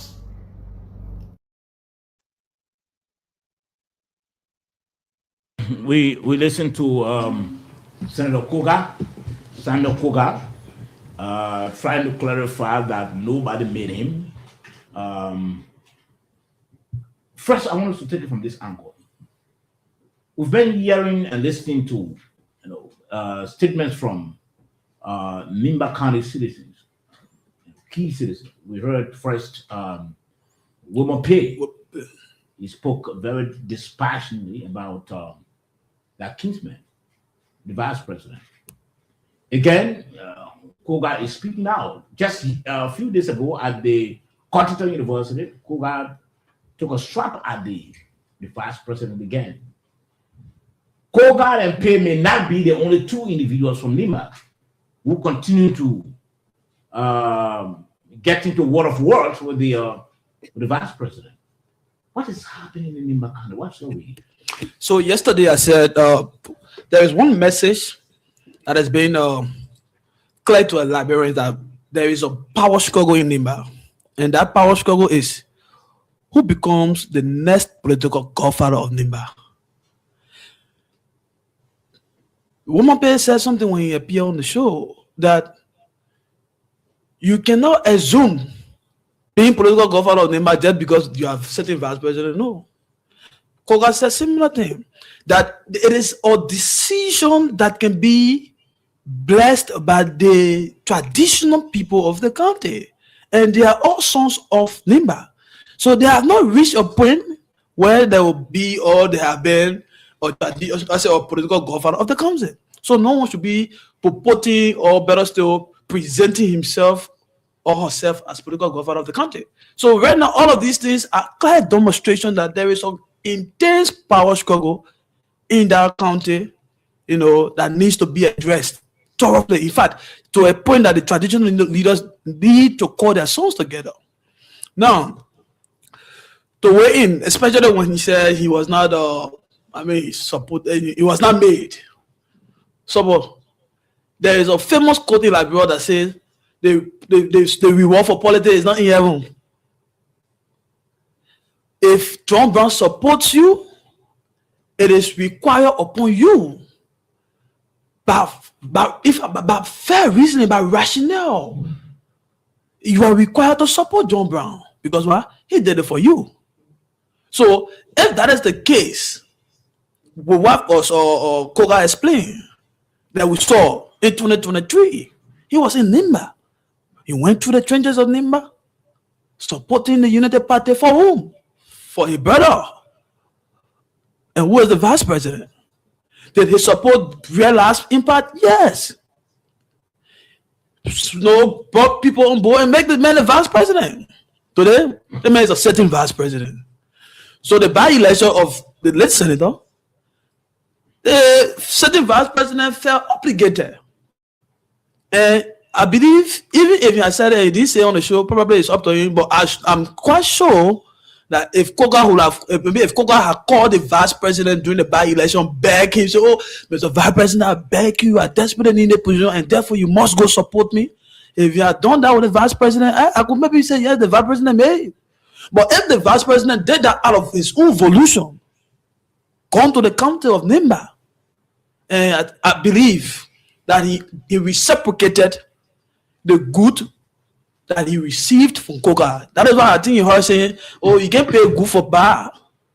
And the reward for politics is right on, on earth. So you believe that what is happening in Nimba County will not end soon? So it is it's something that must, if care is not applied thoroughly, this split, this divide will lead to 2029. Okay, let me hold you there. Dave. First of all, I have a credibility problem with Wilma P. He's not the guy who I think, should be respected or, trusted in terms of his views. Yes, a Wilma P yesterday were in the Unity Party. The Ellen Johnson said the Unity Party. And because of the display of his own arrogance and disrespect for the leadership at that time, against the Sirleaf government at that time, or President Sirleaf as a person, at the end of the day, he left the party. He left the party, he went to the late Cassell party. Again, he was even thrown out of that party, because it is often said that the monkey doesn't leave behind a black hand, a dark or black hand. I don't know how to say it. And again, he came back to the end of the party. Yeah, again, is that he's causing another confusion in the end of the party. This is a woman pay. Look, I am the guy. But are we talking about woman pay?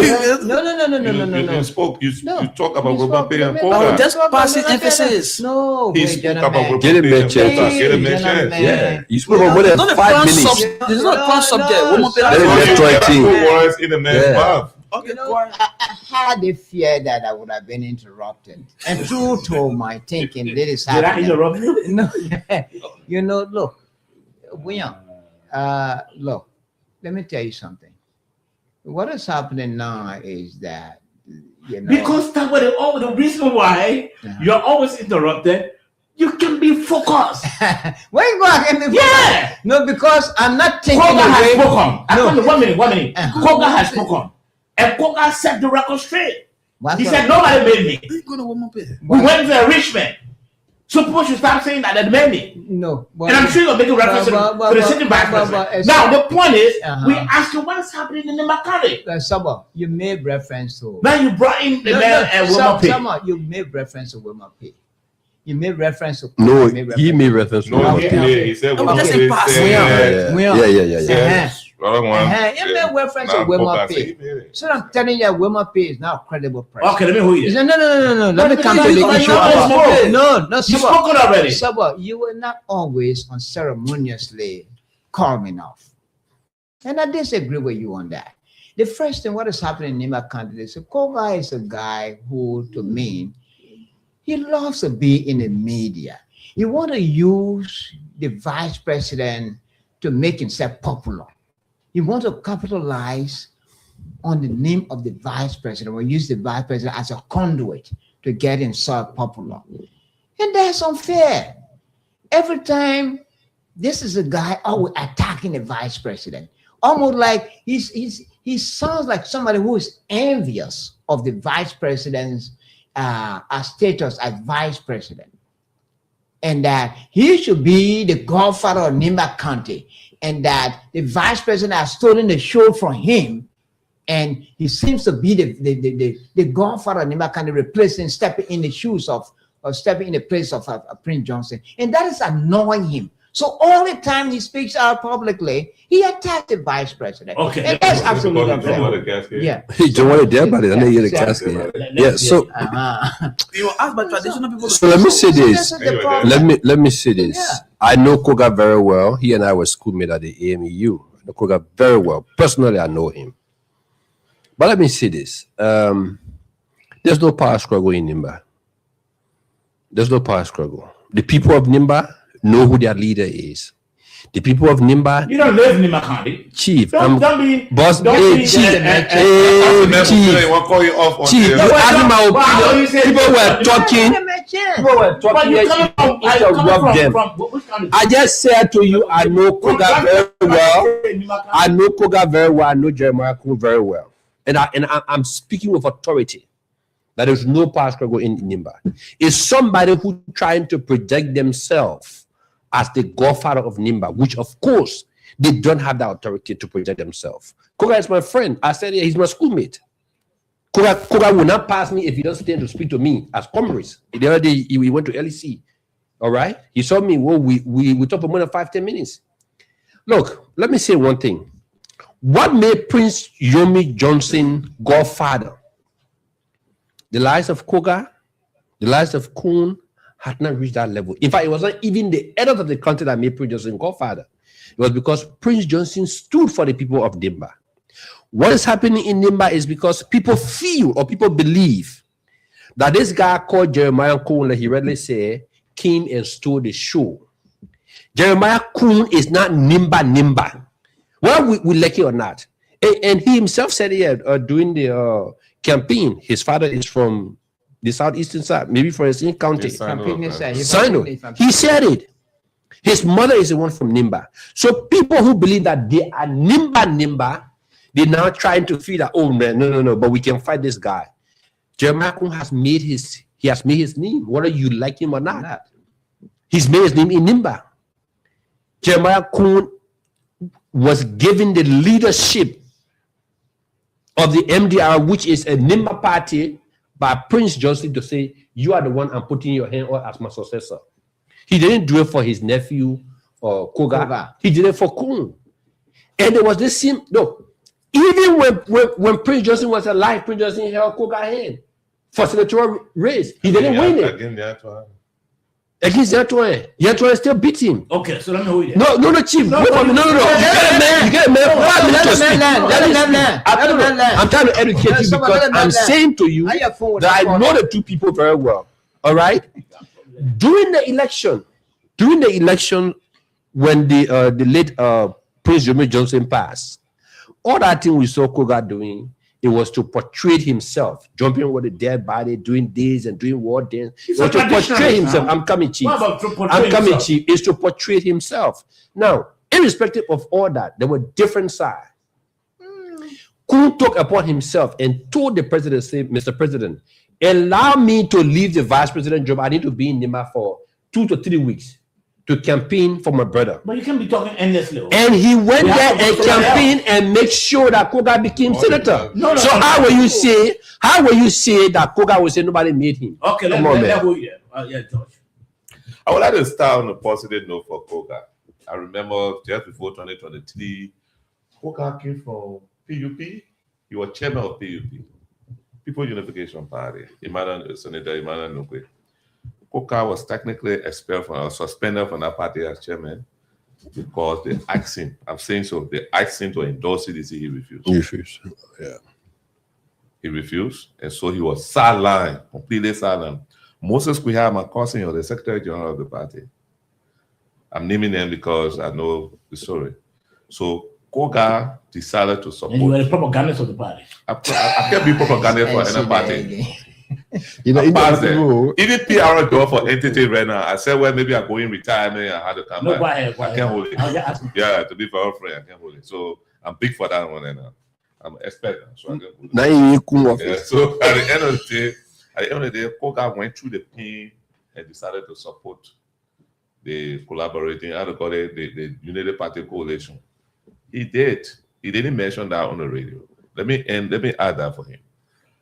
But where his problem is in Nimba is Koga wants to be standard bearer of MDR to be the political godfather. Is there anything wrong with that? Nothing wrong. But left with the party, he doesn't have the support in the party to make him standard bearer. The chairman of the party, Councillor Kopa Kra, and the other people, all the hierarchies feel that the way forward for the MDR is through the vice president.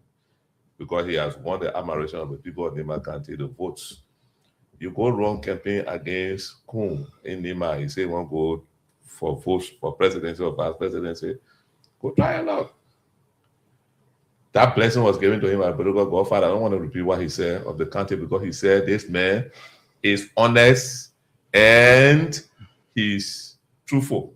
Okay. So at the end of the day, that's what Prince John said about Kun. Yeah. He said this is a man who the video all around. Now I want you to say so the public can hear that. Yeah, who is going to replay because he will eat with kings and because he never betrayed me one day. All the other people betray me. All those are here and what he said, quote unquote. That's what he said. So at the end of the day, the bias. You from Lofa County, how you know? Because as we follow politics. Video is there. No, so at the end of the day, the vice president as a human being will not agree with everybody, and everybody will not agree with the vice president. There will always be some people that not everybody agree with Senator Johnson. All right? So Senator Johnson should lift some people hands or they couldn't win. Yep. Some people disagree with Senator Johnson and they won. Okay. So that's a political thing. Let's try to few calls quickly.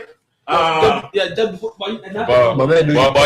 man comes in, I have to go around. No, that's another. No. 1 minute. Yeah, 0776 540 987. Again, 0776 540 987 for a few minutes. Moses is on the line. Yeah, Moses, let's hear from you. Moses, I'll call her again. Moses, let's hear from you quickly. We have to take a few calls. Okay, yeah, quickly. The main is look, all the speculation, from my colleagues. One thing that I take of, I'm not speaking as a journalist, we're speaking as a clinician. We are in denial. My colleagues are in denial that there's a problem in Nema. And honestly, when you listen to all sides of the story, there is a problem. When you have a problem, you must acknowledge that you have a problem. Then when you acknowledge that you have a problem, then you get to understand the causation. What is causing this problem? Then you begin to talk to people. That's how you put intervention in place. You can't dismiss people's feelings. Oh, Koga wants to be political leader or he wants to be the godfather. Oh, Wema Pay is nobody. You run from one political party to another. When you do that, you're hurting people's emotions. Sit and talk to the people, and you have a better understanding. You heard Wema Pay. He said he has a beef with the vice president. You heard Koga. I listened to the whole interview. Koga said there are citizens in Nimba. He made reference to the guy who was at the governor's commission. That man was removed from his position. Koga said all the guys that had any position, those people were paid. Yet, that gentleman from Nimba has not gotten his compensation. He said he has made a number of representations to the government has looked the other way. Koga said the superintendent of the county is taking side with the vice president. It means we have a problem in Nimba. What do? The people must come together, understand this problem, and don't dismiss nobody feeling. Don't put people down. Oh, this person is this and that. No, get to the core of the problem. Okay. That's my advice. Thank you. 0776 540 987. Again, 0776 540 987. That's the number to call. And you are live on the nighttime heat. Tonight, 0776 540 987. Let's take this call on the line quickly. Let's hear you. Yes, sir. Emmanuel calling from District 13. Let's hear you. Quickly, my attention has been drawn on the DA issue. Robert, I think taking so personal. I watch the video from start to end. When the DA officer arrived, that limited takeoff drop a lava on the ground, intimidating the officer to not enter a room. Like what you are building there. So the United States expired the DA director. No, I didn't investigate at town. I one day, not 2 days. Okay. 2 weeks. All right. They got to cut down the issue. All right. Thank you. 0776 540 987. Again, 0776 540 987. That's the number to call. And you are live. Let's see this other call in the line quickly. Yes, let's hear you. Okay. Okay, let's hear you. Let's hear you. Yeah, the show going on for Jeremiah Kum and Kuka. I know Diva candidate will know better. Because Jeremiah Kum root from Channel. The father from Channel. There, the mother from Diva. But you cannot claim somebody else does. So the very thing is be done to support Kuka to be the head of Diva candidate. Okay. Thank you very much. Let's take this other call on the line quickly. Let's hear you. Good evening. Yes, sir. Well, my name is GT Chitu the third, and I'm waiting this evening for the Hamakeke Sharing. I'm headed to town. Okay. Anyways, I've been listening keenly and attentively to the series of topics that you guys have discussed. And my attention has been drawn to maybe 2 of the topics that you discussed in the studio. Yeah, quickly. One of the topics that have drew my attention had to do with the drug and it related issues that's ongoing in our country currently. Well, I do believe that Fatiga and his code of officers, I don't think they are doing well in this country. Oh, that Biago. Biago is there. They call him Fedjera Biago. Fedjera Biago. And the man, he's unstoppable. There's 2 men in there. Okay. How can us judge what the period up to now? We are yet to It wasn't put all time to put down. I'm wasting our time.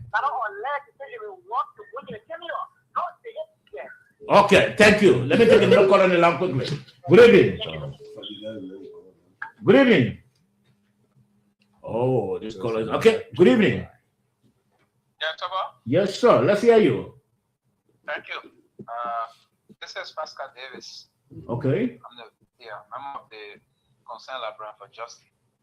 So this is the only country where Men from CDC again, concerned life for justice. Our caller is on. But I'm men from CDC. Get a membership card. But the man impersonating. Please get a membership card. The man from CDC men can say. Give the caller respect. Pascal, go ahead. The man get a membership card. No, have people calling. Put up on the line, please. Pascal, go ahead. Yeah, okay, please.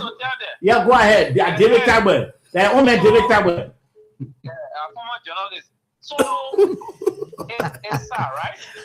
This is the only country where when 14 million drugs is discovered or 19 million drugs is discovered in a house, they only go there and take the drugs. But if a zero house get grass, the opium where all can smoke, then DA will go there and break their house down.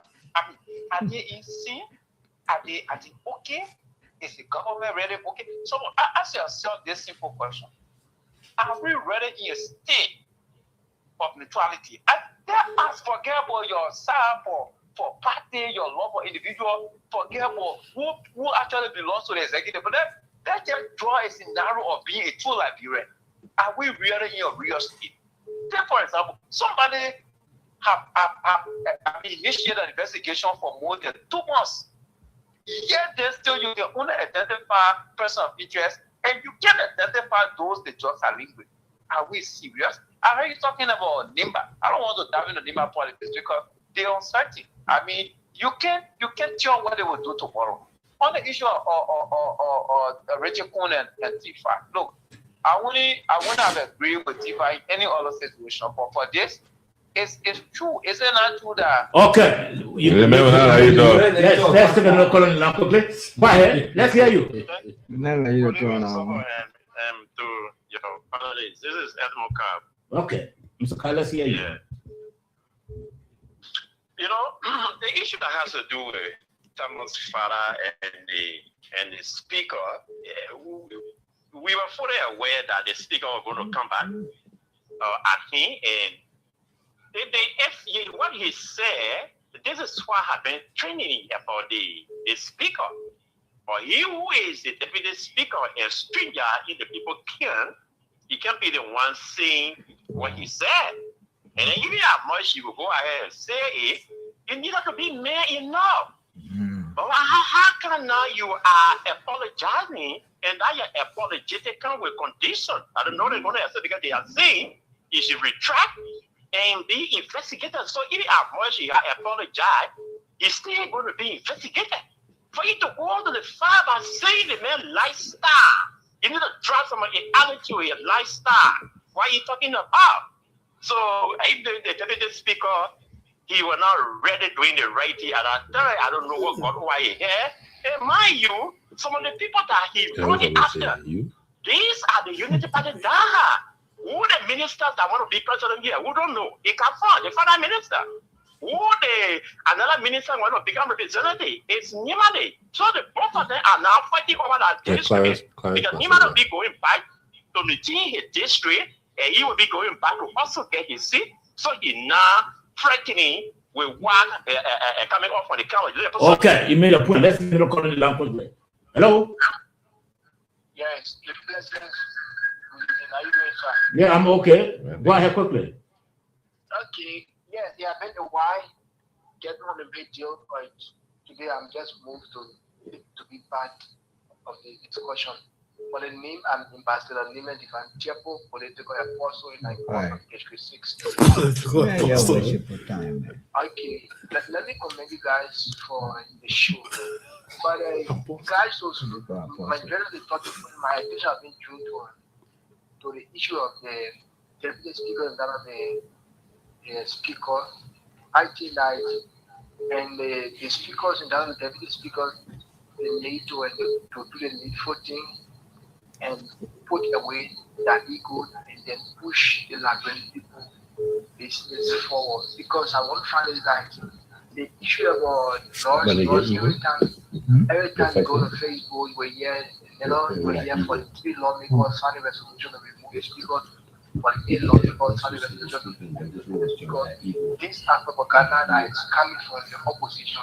Okay, let's get another call on the line quickly. We got no 3 more calls to take. Hello? Hello, yes. How are you? I'm okay. Mr. Vani to Fata. Okay. Yeah, we are talking about DA.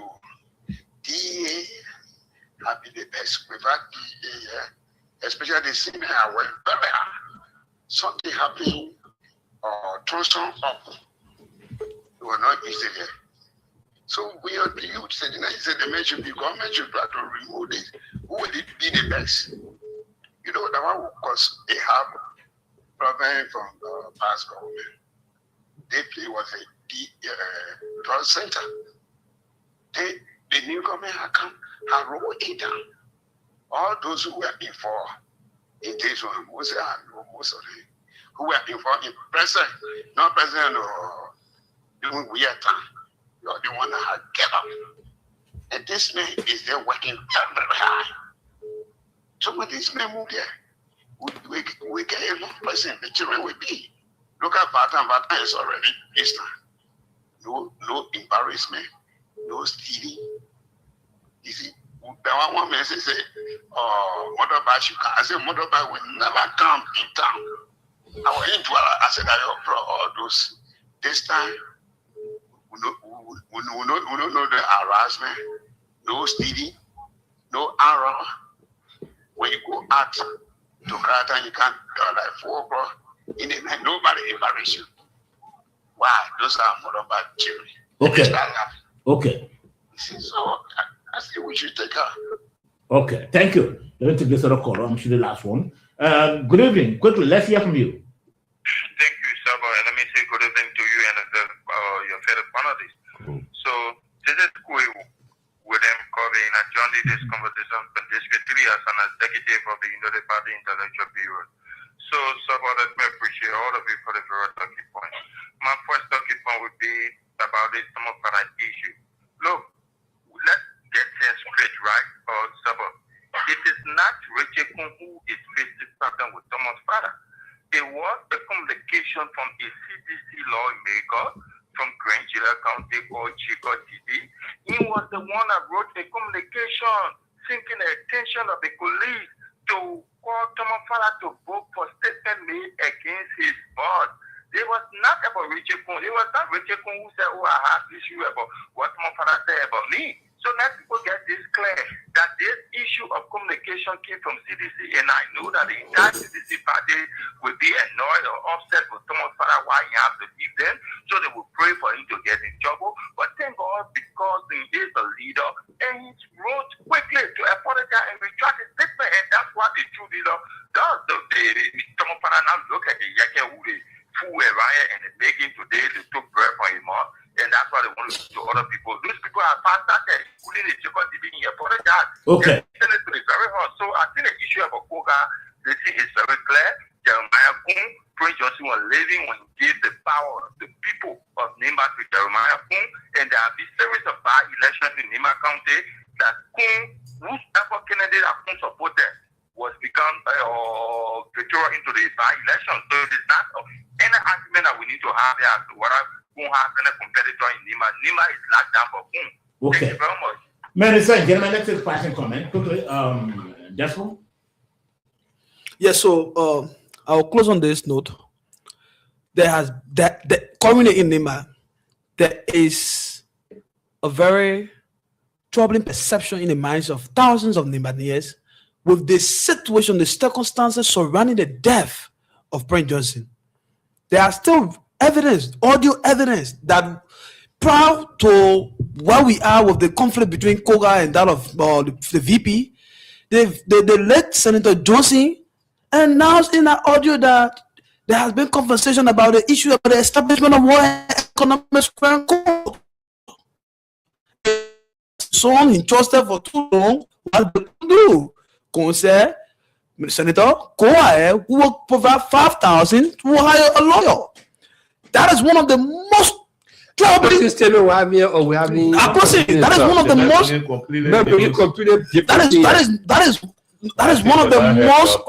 That is one of the most troubling perception in the minds of the Nigerians right now. So obviously, if the people think about the relationship, they will still consider the fact that the manner in which that political governor will die, and being a certain vice president, there was nothing much being done from the angle. Koga now trying to protect themselves as a political leader. There is a possibility that the president will switch. It will switch to the CDC.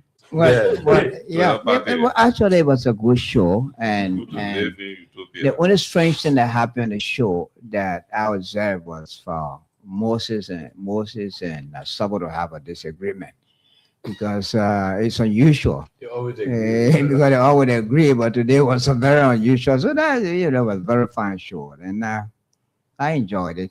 Thanks to our many listeners and viewers. We'll be back here tomorrow. We'll be back here tomorrow morning. What my closing will be simply to just unearth the myth that Desmond tried to push around here.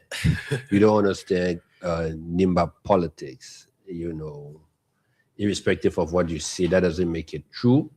First of all, the vice president does not have the authority to dictate to his boss to say, if the president's agenda is to establish a one economic crime code, the vice president cannot go to the president and say, you cannot do it. The president remains the head of the country. The president policy is what the vice president implement, is what even the pro tem and others within the government. The president has the sole authority to determine where he wants to go to. The vice president has no right to go to his boss and say, we will not do this. Thank you. Good night. It was a good show. I want to say thanks to everyone. And I wanted to say this clearly. There were several factors, some of us reasoning, that were laid that if our inner war and economic crimes court would have been very difficult to find Senator Johnson guilty. A lot of people don't know this. And those factors were very clear. We don't want to go there. People say, oh, seditions come on the show. We say, oh, the way person will go beyond CDC. Let me verify. This coming election, don't waste your time. Do not waste your time. Any prime effort you want to use the whole situation and sit there and talk and everything, it will not help you that time. This thing is done. We just that the other formality will be discussing. Thank you. All right. So thank you very much, listeners and viewers, for joining us today on the Nighttime Heat. We'll be back. That's tomorrow, God willing. We know the show was very interesting. You know, the heat was created, and the heat will always be created. We're hoping that the DA can be able to identify those agents. It's about 24 hours now. If they can, it shows that maybe they may have given approval to the agents filming that woman. So they need to identify the agents and take the appropriate measures against them. Until then, Sabo George is my name. Have a pleasant and restful night.